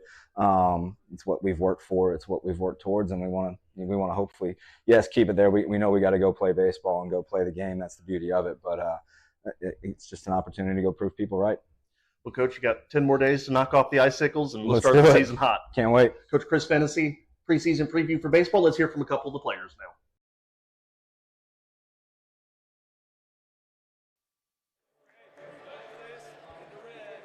Start of the third quarter, Pride lead at 37-32. Kendrick Fruits, Jay-Sean Ayala here with you. Don't really have time to go over the full stats, but for the Pride, shooting 53% in the first half. Barry Baldwin shooting 44%. Jay-Sean, Pride just 5 of 10 from the free throw line.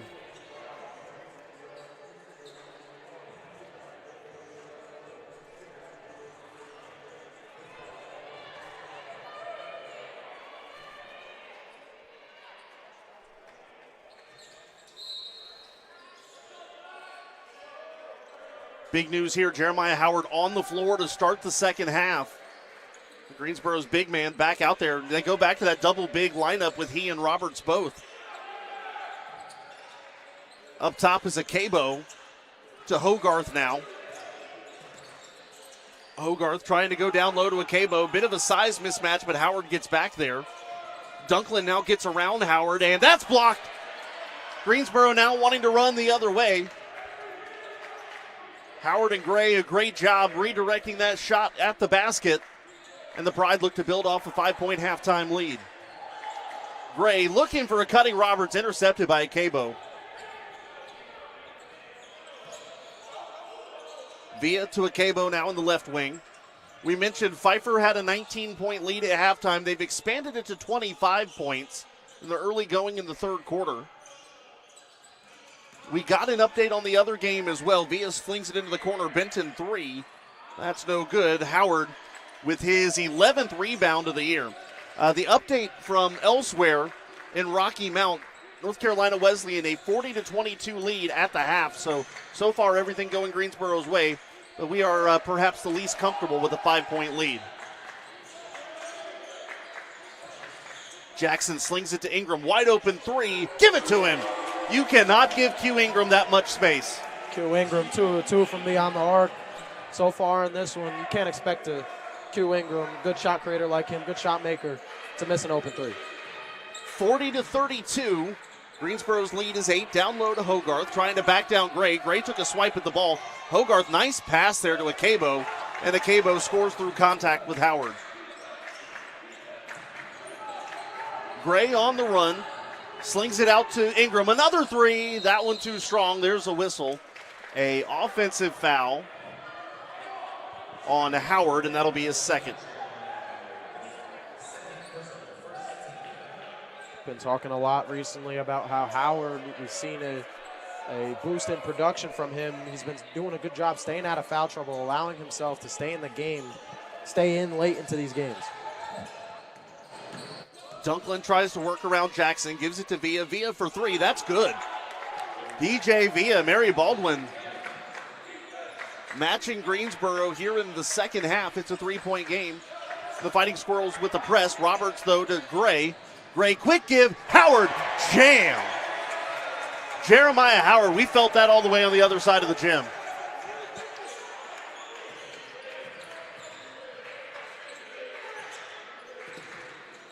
Akebo with it. Almost an errant pass. Sends it out to Dunklin. Back to Akebo. Sizing up Howard. Lowers the shoulder. The spin move. The layup too strong. Greensboro with the rebound. Up by 5. Gray full speed ahead on Benton. Now kicks it out to Roberts. Roberts to Howard. Bounce pass to Ingram. Ingram driving left baseline. Lost the handle out of bounds to Mary Baldwin.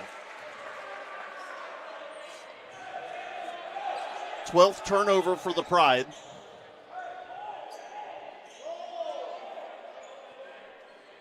Both men's and women's hoops on the road this weekend. In fact, we'll only see the men one more time this year. Women have 2 more home games left. One of them was the game against Meredith that was snowed out, if you will. Rescheduled that game for next Thursday. Shot no good. Howard with the board. Gives it back to Jackson. Actually, might be the Thursday following. We'll double check that in a minute. Here comes Gray. Gray up top to Jackson. Jackson, the game high scorer with 18 points, gives it back to Gray up top. Shot clock down to 10. Howard takes a peek at it. Now trying to work on Akebo. Lost the handle, and Akebo falling on it. Gives it to Hogarth there on the run. Dunklin waits on Howard. Now waits on Benton. Benton trying to elbow Jackson out of the way. There's a foul called. Benton a little hip check there on TJ Jackson. And Howard's going to pick up his 3rd foul. Jackson does a good job, though, of not losing his ground, allowing Jeremiah Howard to come over, play some help defense, but Benton draws the foul, and that'll send him to the line. So Benton with 9 points. He's 5 out of 8 from the free throw line. Get this, 5 out of 8. The rest of the team are combined 0 for 1, so not even combined. Wow. 9th free throw today for Benton is good.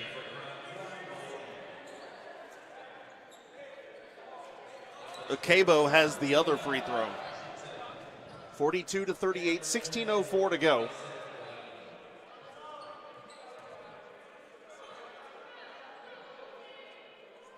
Second free throw coming from Benton, and it's good. Hits them both. 42-39. Something interesting I'm seeing from Coach McDuffie here, he's always keeping two bigs or forwards, would you say, on the floor at the same time to match up with the height of Mary Baldwin, and it's working out pretty well so far on the boards. So far, so good, but the Fighting Squirrels will not allow Greensboro to get too far out of reach. Gray's pass to Roberts. Now to Ingram. Uses a little screen there from Bowling. Bowling is being held. There goes Gray, left-hand side. That's blocked and a foul. Should be Washington picking up the foul. It is. That'll be his second.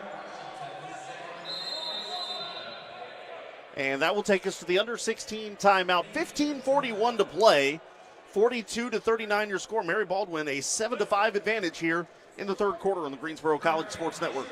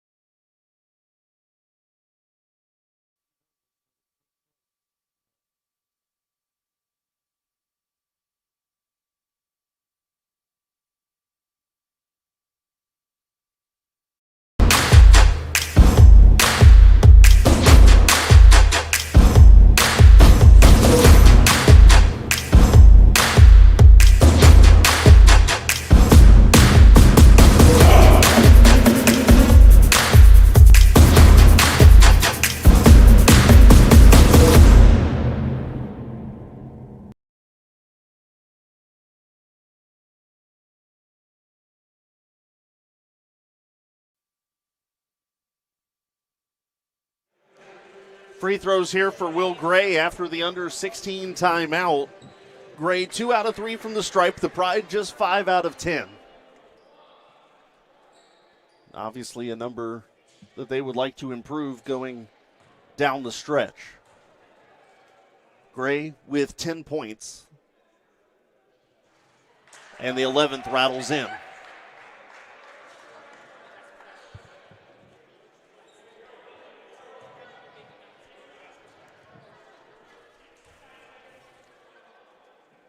Eyes the mark. Second free throw. Karom's off, no good. Sutherland with the rebound.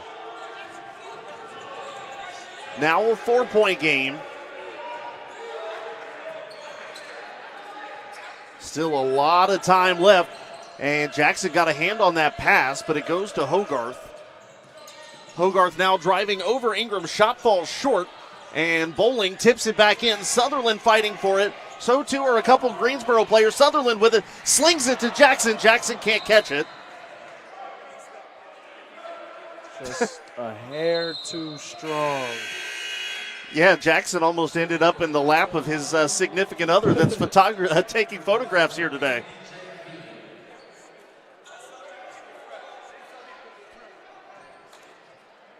I think that'd make for an awkward dinner conversation later today. Why'd you run me over? That it would. 15 minutes to play. Dunklin gives this to Hogarth. Now down low to Washington. Washington snuck in behind Bowling, 43-41. Shout out to all the couples out there, though. Valentine's Day coming up. Absolutely. If you don't have any plans on Valentine's Day, either tune in to Jay Sean calling the doubleheader softball season opener against Roanoke, and I'll be on the call later that evening for baseball against Washington and Lee. As Gray's shot no good, he'll go to the line. Hey, it's a diamond, right? Softball diamond, baseball diamond, Valentine's Day. The connections are there, man. They are all there. Very excited to get the softball season started.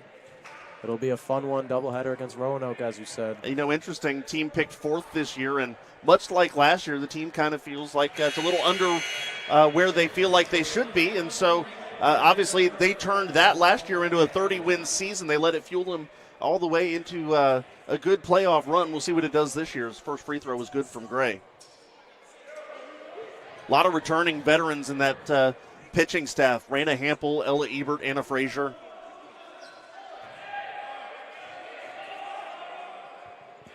Second free throw coming from Gray, and it's good. 45-41, Gray's got 13.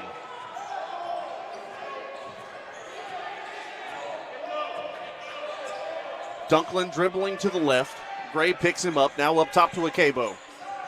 Hands it back to Dunklin. Bothered by Gray. Now gives it to Wynn, Mason Wynn.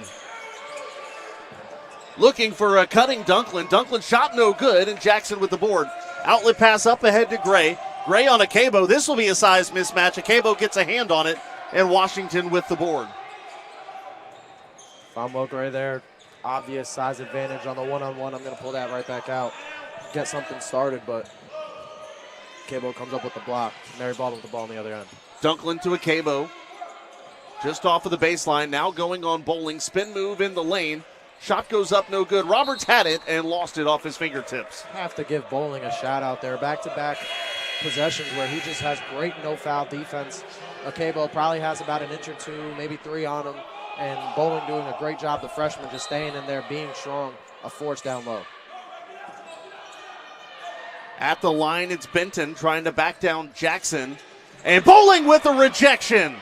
Ingram saves it in the corner. What a job by Quan Bowling. No sooner did you mention him. Great timing. Nigel Chivers standing on the logo. Bounce pass to Jackson. Slings it to Bowling. Left side of the lane. Quick hand back to Jackson. Jumper in and out. Just the second miss for DJ today. Going the other way is Dunklin. Gives it to Wynn. Back to Dunklin. Now back to Wynn. Playing catch with each other. Wynn, deep three ball. That's good. Mason Wynn makes it a one-point game. Pro three-point shot right there. That was from very far out. Chivers with it. Picks up his dribble. Needs help. Finds Ingram. Under 13 to go, but Greensboro's lead is just one. Bounce pass to Roberts.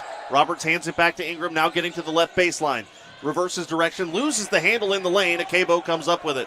Mary Baldwin a chance to take the lead, rather.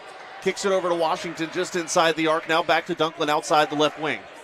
Dunklin driving. That one just over the outstretched arm of DJ Jackson, and Mary Baldwin has their first lead since 8-7.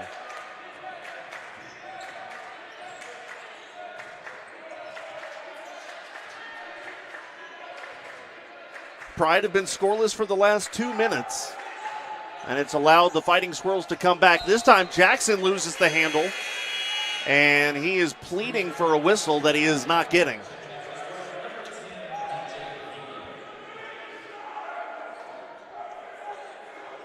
It is Greensboro ball, but Jackson wanted the foul.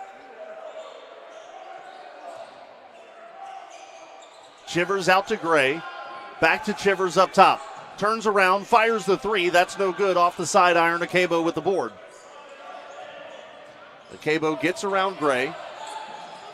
Now to Benton. Benton wide open, a three. That's no good. Gray will tip that one right to himself.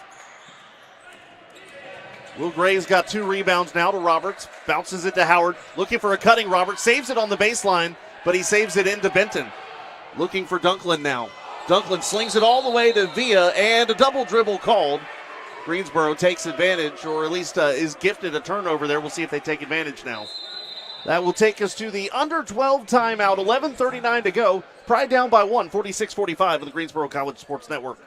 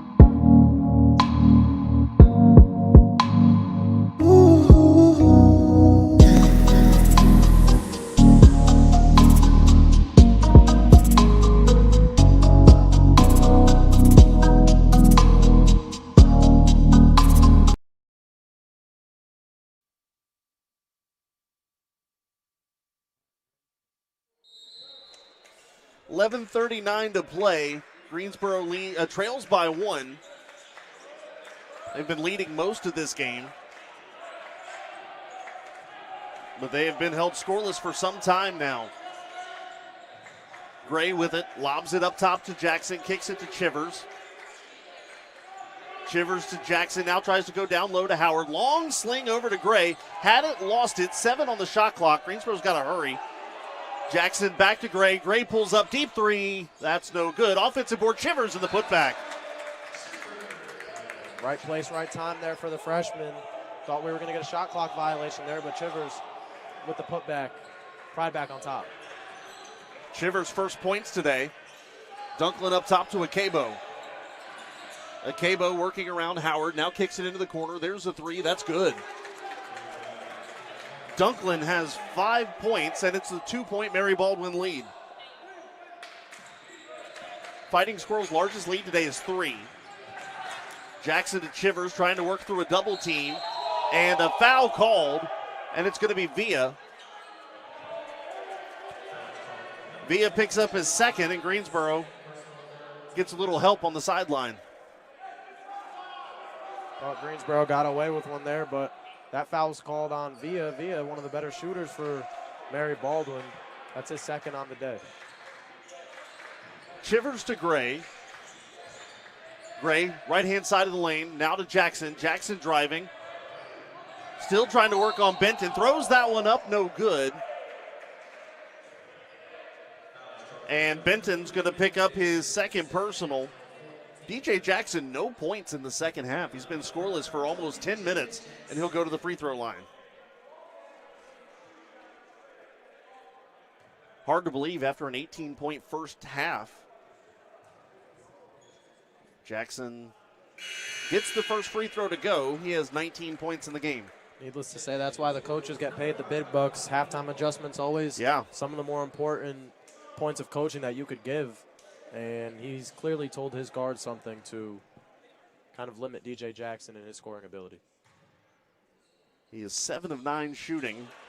Nails both free throws there. He is 5 out of 8 from the line, and that ties the game at 49.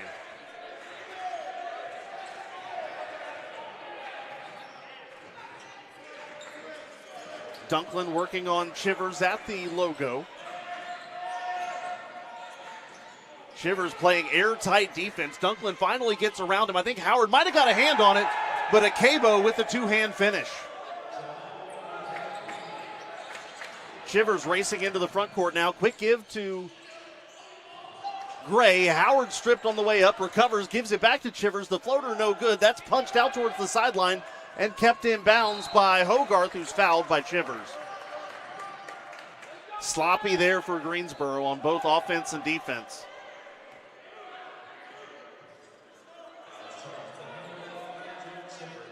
Second foul for Chivers.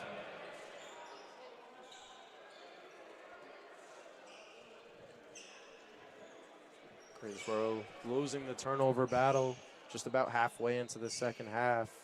Turned the ball over 16 times. Mary Baldwin over 8, which has led to Mary Baldwin capitalizing off those turnovers. They lead points off turnover 19-10. Quick pause here while cleaning up a little bit of moisture off of the far side of the playing surface. Shout out the soccer team. Yeah. The soccer player.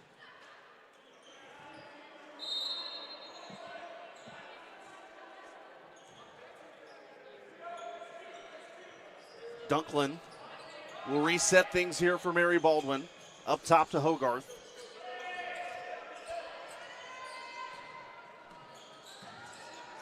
Backing down Howard is Akebo. Tough shot. Howard will go for the rebound. He's got 13. Long feed up into Jackson. Jackson slings it back to Gray. To the corner. Chivers, 3-ball. Give it to him, Nigel Chivers. Pride back up by 1.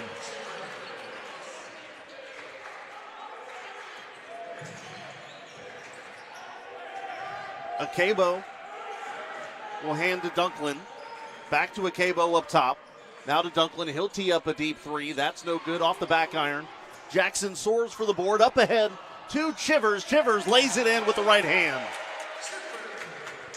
back-to-back great possessions for the freshman there. Spaces the floor well on that first one, finds open land for a three, and there he goes on the break for the two there. Chivers got a hand on that pass. Dunklin, though, back up top to Hogarth. Hogarth driving on Chivers now. Awkward-looking shot, gets it to go, and a timeout taken by the Fighting Squirrels. 8:28 to go. This should be our bonus timeout, so we'll step aside with, like I just said, 8:28 to go. It's 54-53 Greensboro on the Greensboro College Sports Network.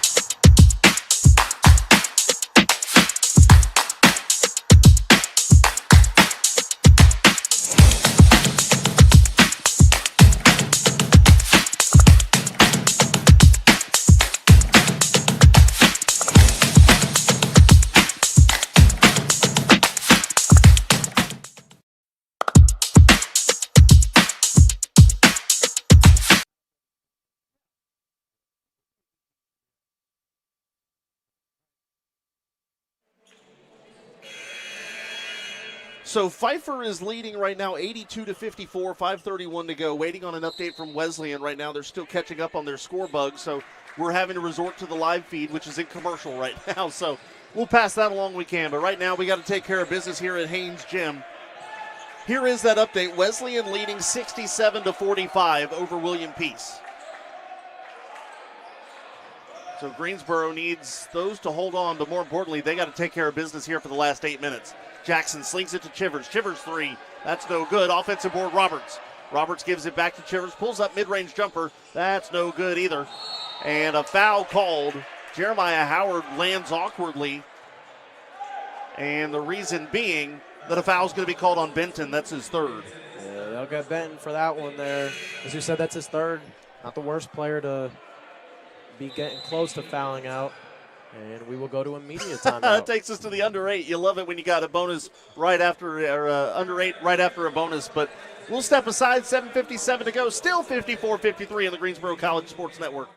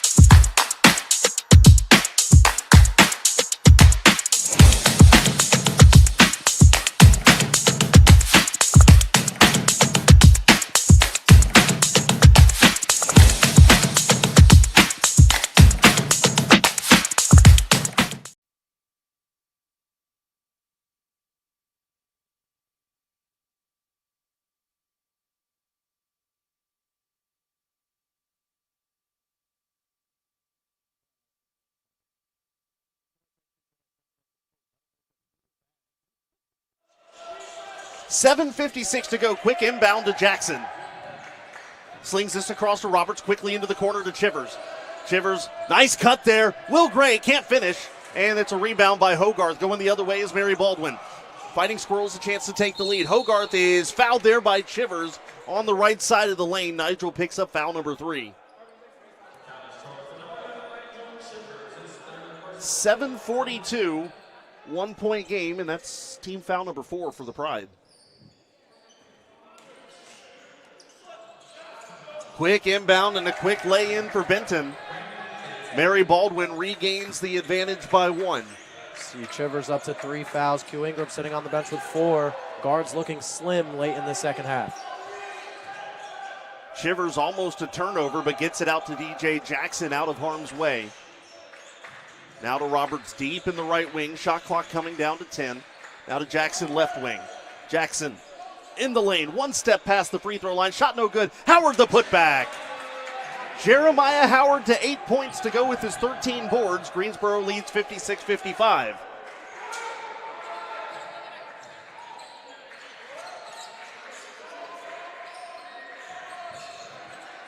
Villa thought about a three, now goes towards the baseline, kicks it out Hogarth deep in the right wing. Hogarth drives on Howard. Good job redirecting midair and just adjusting his shot to get around the Greensboro big man.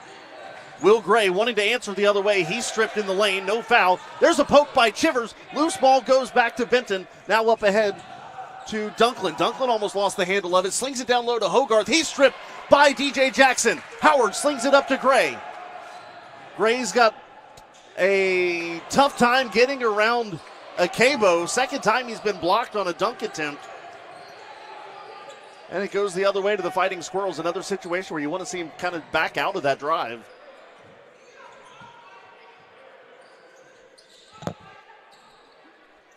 Six minutes to go. Villa thought about a three. Gray now bothering him. Slings it across to Hogarth. Hogarth a wide open three. That is no good. Tipped and goes to Howard. Greensboro has been outscored 25-19 in the second half. Pride shooting just 35% after shooting 53% in the first half. Howard has it poked away by Akebo. Akebo on Gray. Layup too strong. Pass up ahead to Roberts. A rare mistake for DJ Jackson. And Benton slings this one down low to Hogarth, trying to work on Howard now. Shot no good. Loose tip and goes. Hogarth just kind of tipping it over. Looks like a volleyball player at the net, 59-56. Couple sloppy possessions from both teams. And as I say that, Coach McDuffie will use a timeout. Very good timeout as we will take it to break. Well, Jay Sean, as a principal, I will not scoreboard watch while we're trailing as we need other things to happen. So we'll take another look at those in a little bit, but that's going to extend to a full. So we will step aside just real quickly here. 5:13 to go. Pride down 3 on the Greensboro College Sports Network.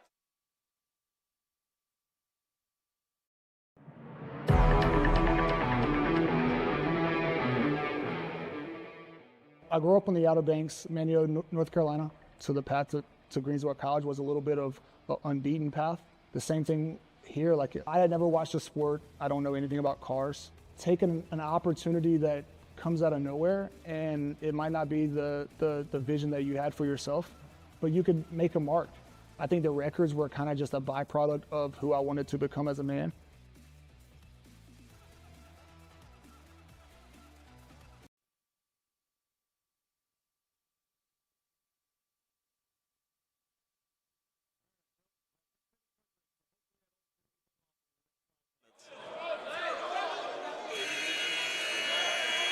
(59-56), 5:13 to go.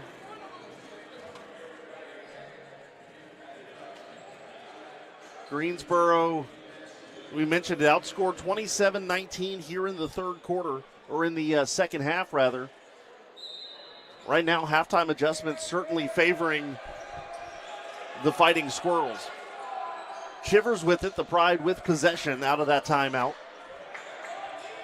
Jackson back to Chivers. Thought about a deep three. You could tell he eyed the mark for a minute. Slings it to Roberts. He's open for three. That one no good. Ingram fighting for the loose board. Pokes it to Dunklin. And running the other way are the Fighting Squirrels. Dunklin to Hogarth. Barry Baldwin a chance to make this more than a one-possession game. Hogarth up top to Sutherland. Sutherland now gives it to Villa. Villa in the lane, almost bothered there by Jackson. That one tipped and taken by Chivers. Great job there. Nigel Chivers. Sutherland getting a little too comfortable with that rebound, and Chivers came in and stole it from him. Jackson trying to work on Villa. Now right-hand side of the lane. Jackson through contact, too strong. That one kicked off the side iron and came right back at DJ Jackson. Loose ball going to the sideline, out of bounds. Mary Baldwin ball. 4:10 to play. That was an arrow that Greensboro was hoping they were going to get. Via to inbound. To Sutherland, who hands it to Dunklin.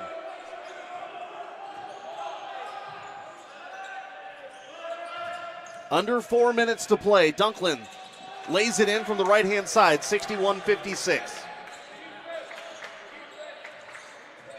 The Pride have led for the majority of this game, but right now, the Fighting Squirrels with a 5-point lead, which is their biggest of the game. All it takes is one run here for Greensboro. They'd love to get DJ heated up again. DJ loses it underneath the basket, taken away by Dunklin. Huge defensive possession coming up here for the Pride.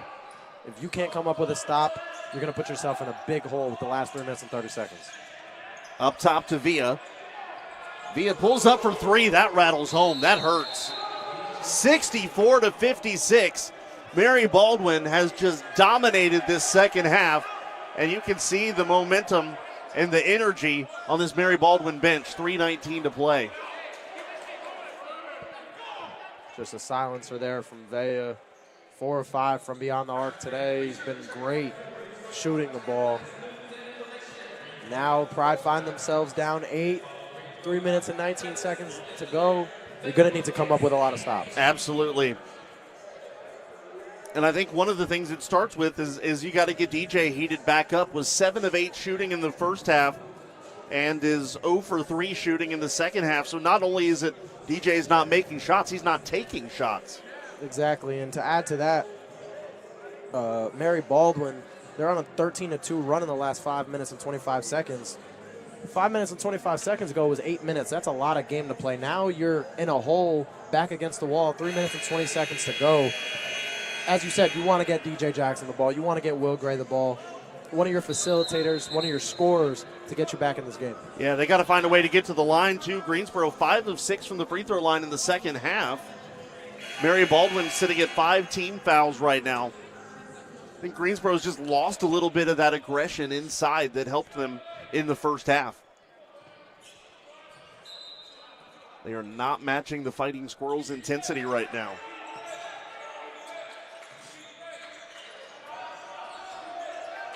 Chivers crosses the timeline. Now to Jackson. To Gray. Gray pulls up from 3. Needed that. Give it to him, Will Gray. 5-point game, 3 minutes to go. Needed that one in the worst way. Right as I said, get the ball to one of your scorers. Will Gray knocks down a big 3. Now you're only facing a 5-point deficit. Good pass down low to Benton. Benton gets around Gray and lays it in. 66-59, 2:40 to go.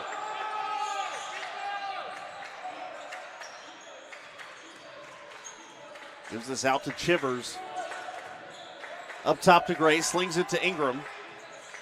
Ingram in the lane, backing down Dunklin. There's a foul. Dunklin didn't have his feet set, and he will pick up his 3rd personal. Big one there in terms of bonus watch. Now puts them at 6. The 7th will put the Pride in the bonus.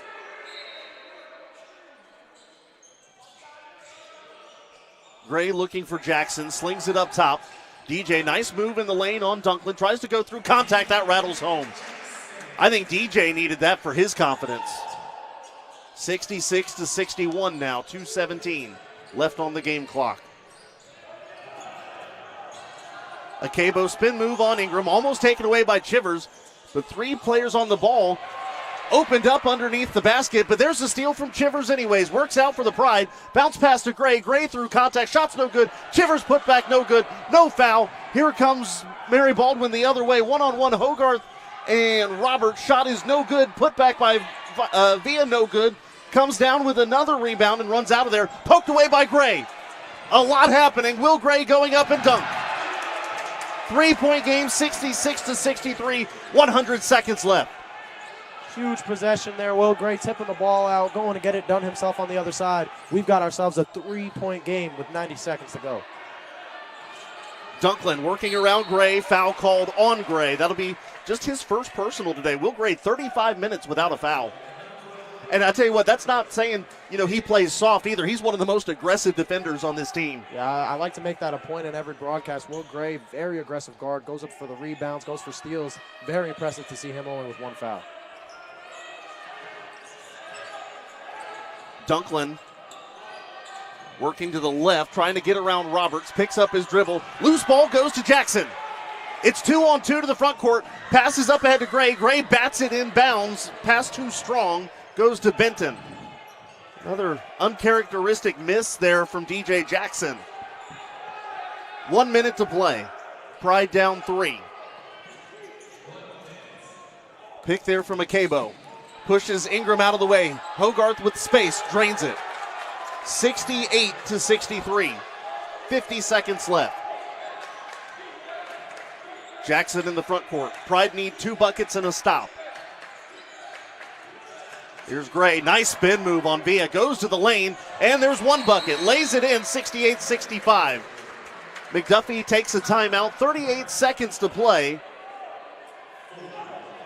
And they're going to take it full, so we will step aside briefly and catch our breath. Wild finish coming up on the Greensboro College Sports Network.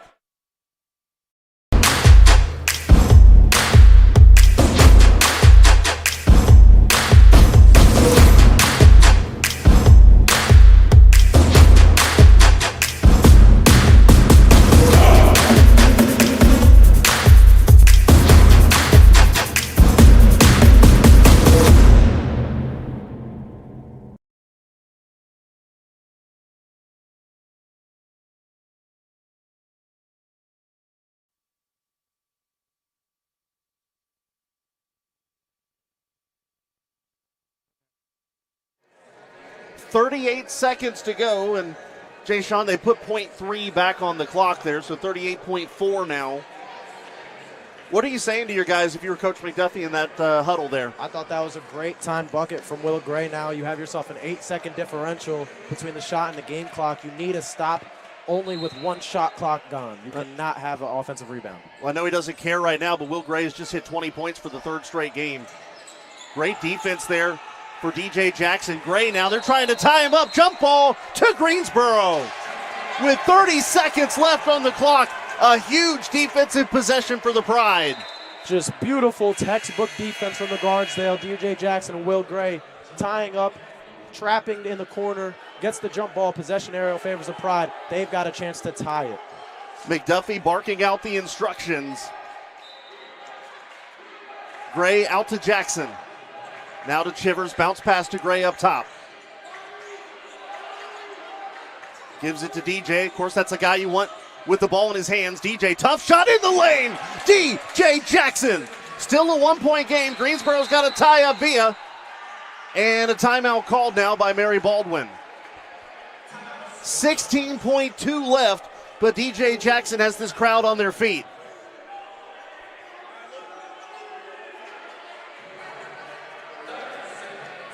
Gotta love what you see there from DJ Jackson. Getting the steal, getting it done on the other end, but now you're faced with a big defensive possession. You're down 1 with 16 seconds to go. No shot clock. What do you do here if you're the Pride? I think you have no choice but to foul. I think so too, and actually this is kind of something that you and I talked about in the women's game where we thought that the North Carolina Wesleyan took a little bit too long on those last possessions before they committed a foul. I think it was like 22 seconds left, and they didn't commit the foul till 10 seconds left, and it really kind of took them out of a position to make that last run. I think if you're Coach McDuffie, you can't make that mistake here in this game. Exactly. A little bit different from last time. Now you are in position to stay in this game. A foul here doesn't take you out. Stalling is going to take you out, so you need to foul. I think if you can foul within the first 5 to 6 seconds, give your offense 10 seconds to make something shake, I think that's the smart move. Nobody for Greensboro with 4 fouls. You have Chivers with 3 and Howard with 3, so pretty much anybody here. One of the smaller lineups we've seen from the Pride. No Howard. Ryan Roberts is out there. Villa will inbound. Looking to get this into a Cabo, and there's a whistle and a foul. And that's going to be Chivers.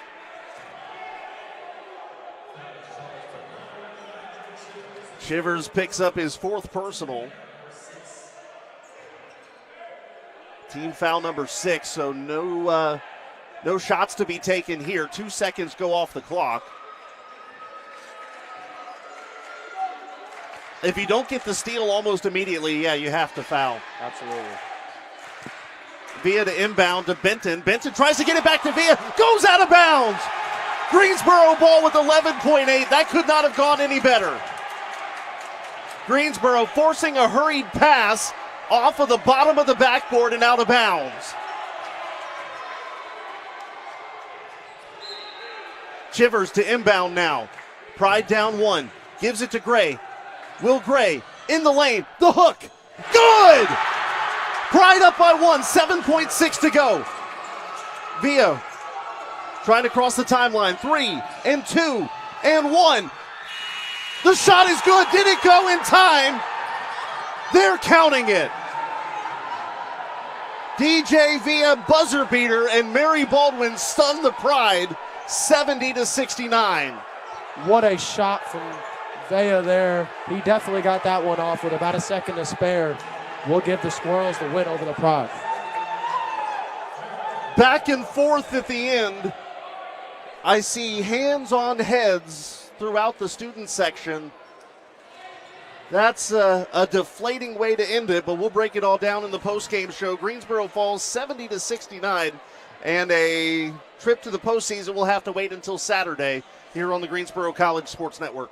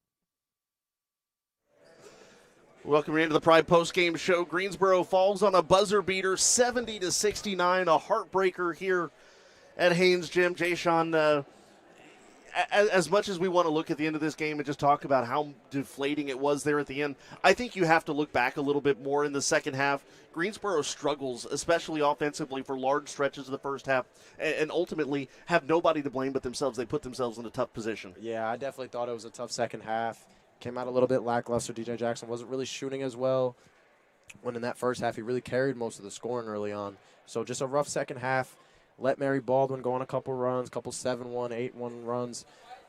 We know that the Pride really struggles, really limiting those runs every now and then. So, you know, they struggled with it again today, and a heartbreaker buzzer beater ends this one. Yeah, absolutely. And you got to give DJ Villa credit. There was a good shot working his way down the left side of the lane and had just enough separation and had great wherewithal to realize when he needed to let go of that shot. He bled every tenth off of that clock that he could.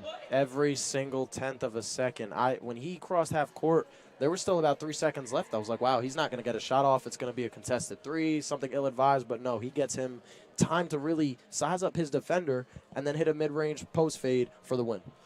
We look at what Greensboro has left here. They're heading on the road now. Chance to clinch their postseason spot now Saturday.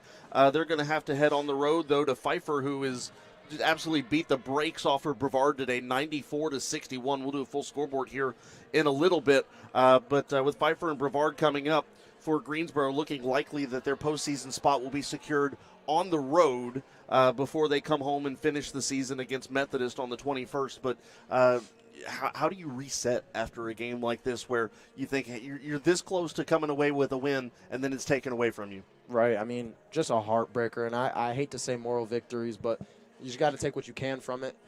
I think they played pretty good defense. They rebounded well. I mean, they out-rebounded the Squirrels 41-25. That's a 16 rebound differential. You set yourself up. You're in a good position if you can out-rebound your team by that much. So I think they did that well today. And overall, I mean, they didn't get to the line as much as we're used to. They only got to the line 16 times. 10 of 16, not horrible, but room to improve. So I think you take the good from it. Obviously a heartbreaker, a second-half collapse, but still bright spots to look at.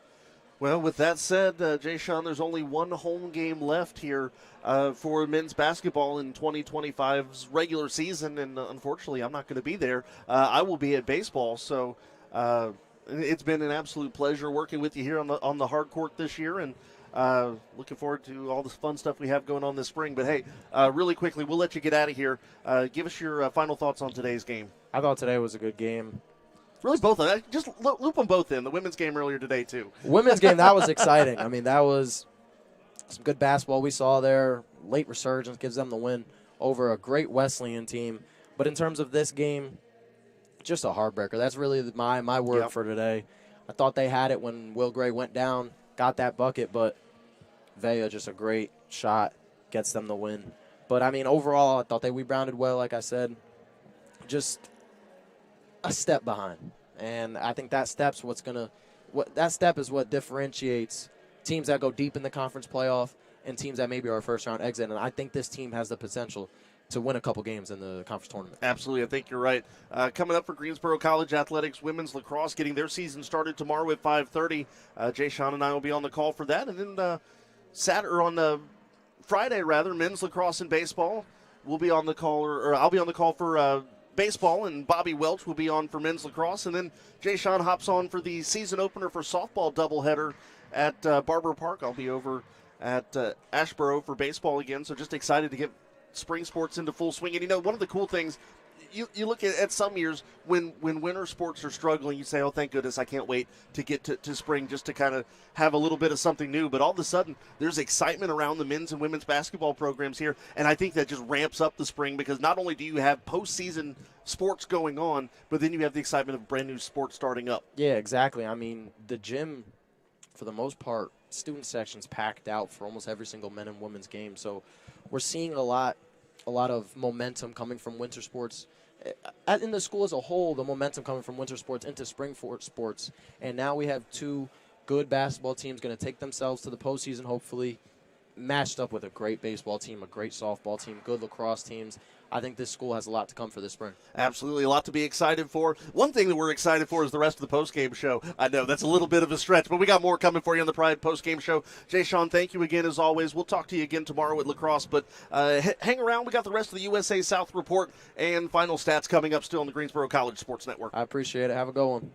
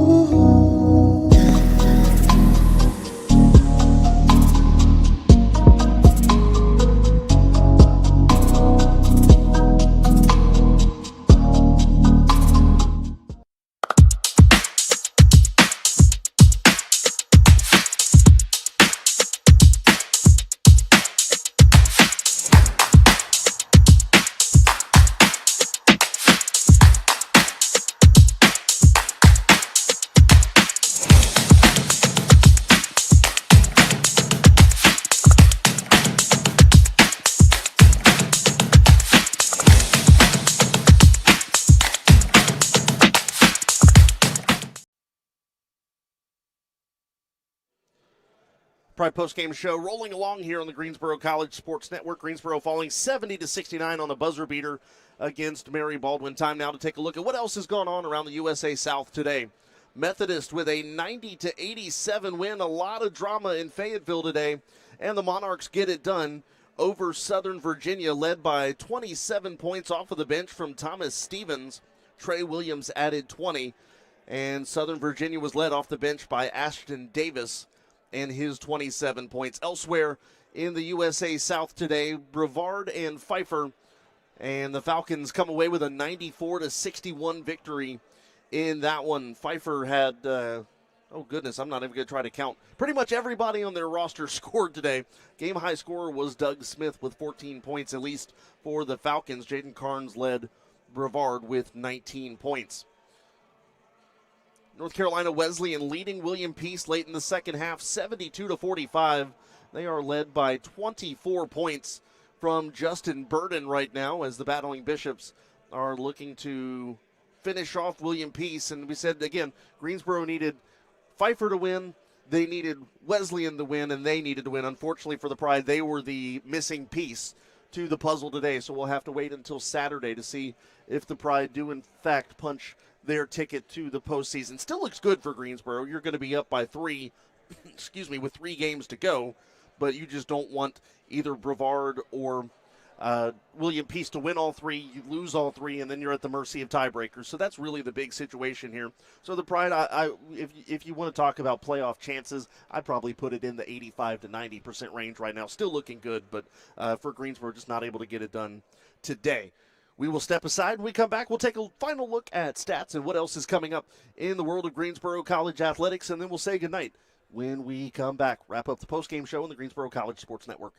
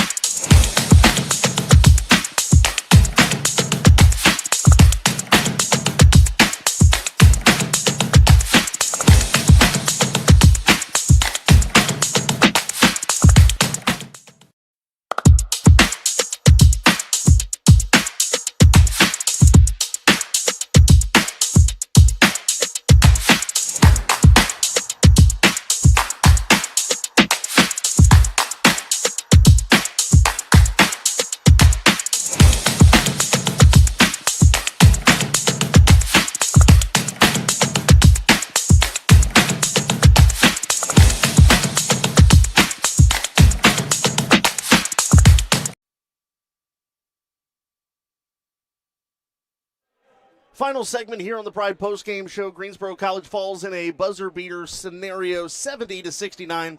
And let's take a look at the final stats for today's game. First off, for visiting Mary Baldwin, led by Hogarth with 17 points, 16 for Villa, 15 for Benton, 8 for Ukaibo, Dunklin with 7, 4 for Washington, and 3 for Wynn.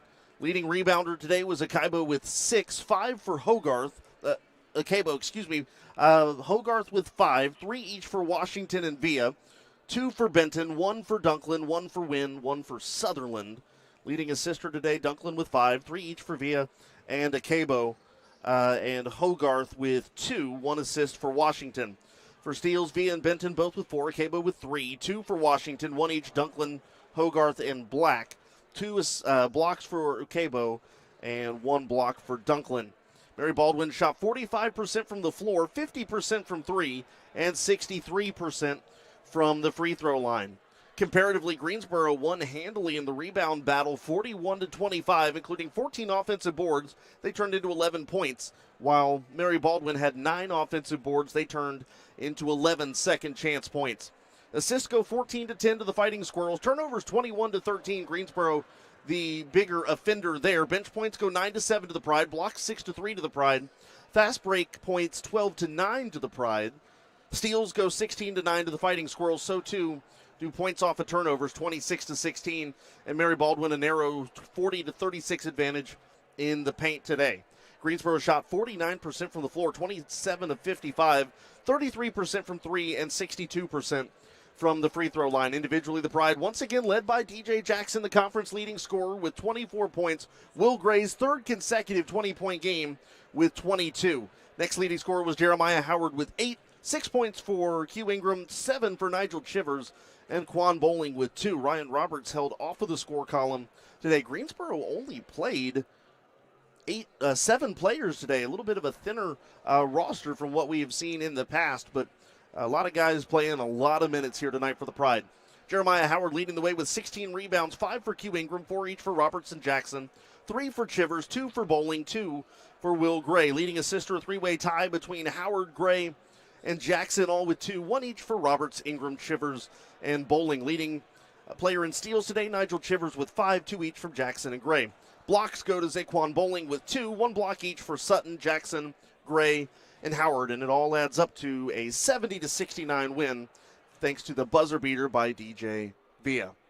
As far as what's coming up for Greensboro College Athletics, again, women's lacrosse gets their season underway tomorrow against Lee's McRae, a Division II opponent. That's a 5:30 start time. You'll note the change was originally scheduled for 4 p.m. It is a 5:30 start. We'll have the pregame show for you at 5:10 tomorrow afternoon. Men's and women's swimming in the ODAC Championships continue tomorrow and will go on through the weekend. We'll give you a bigger update on that tomorrow. Then on Friday, men's lacrosse with their home opener against Randolph, a 6 o'clock start in that one. Baseball with a noon start against Washington and Lee as the number 1 preseason ranked Greensboro Pride baseball team will begin their 2025 campaign. That will be an 11:40 pregame show as we come to you from McCrary Park in Asheboro. By the way, men's lacrosse will be a 5:40 pregame on that. That'll wrap everything up here for us on this Wednesday afternoon.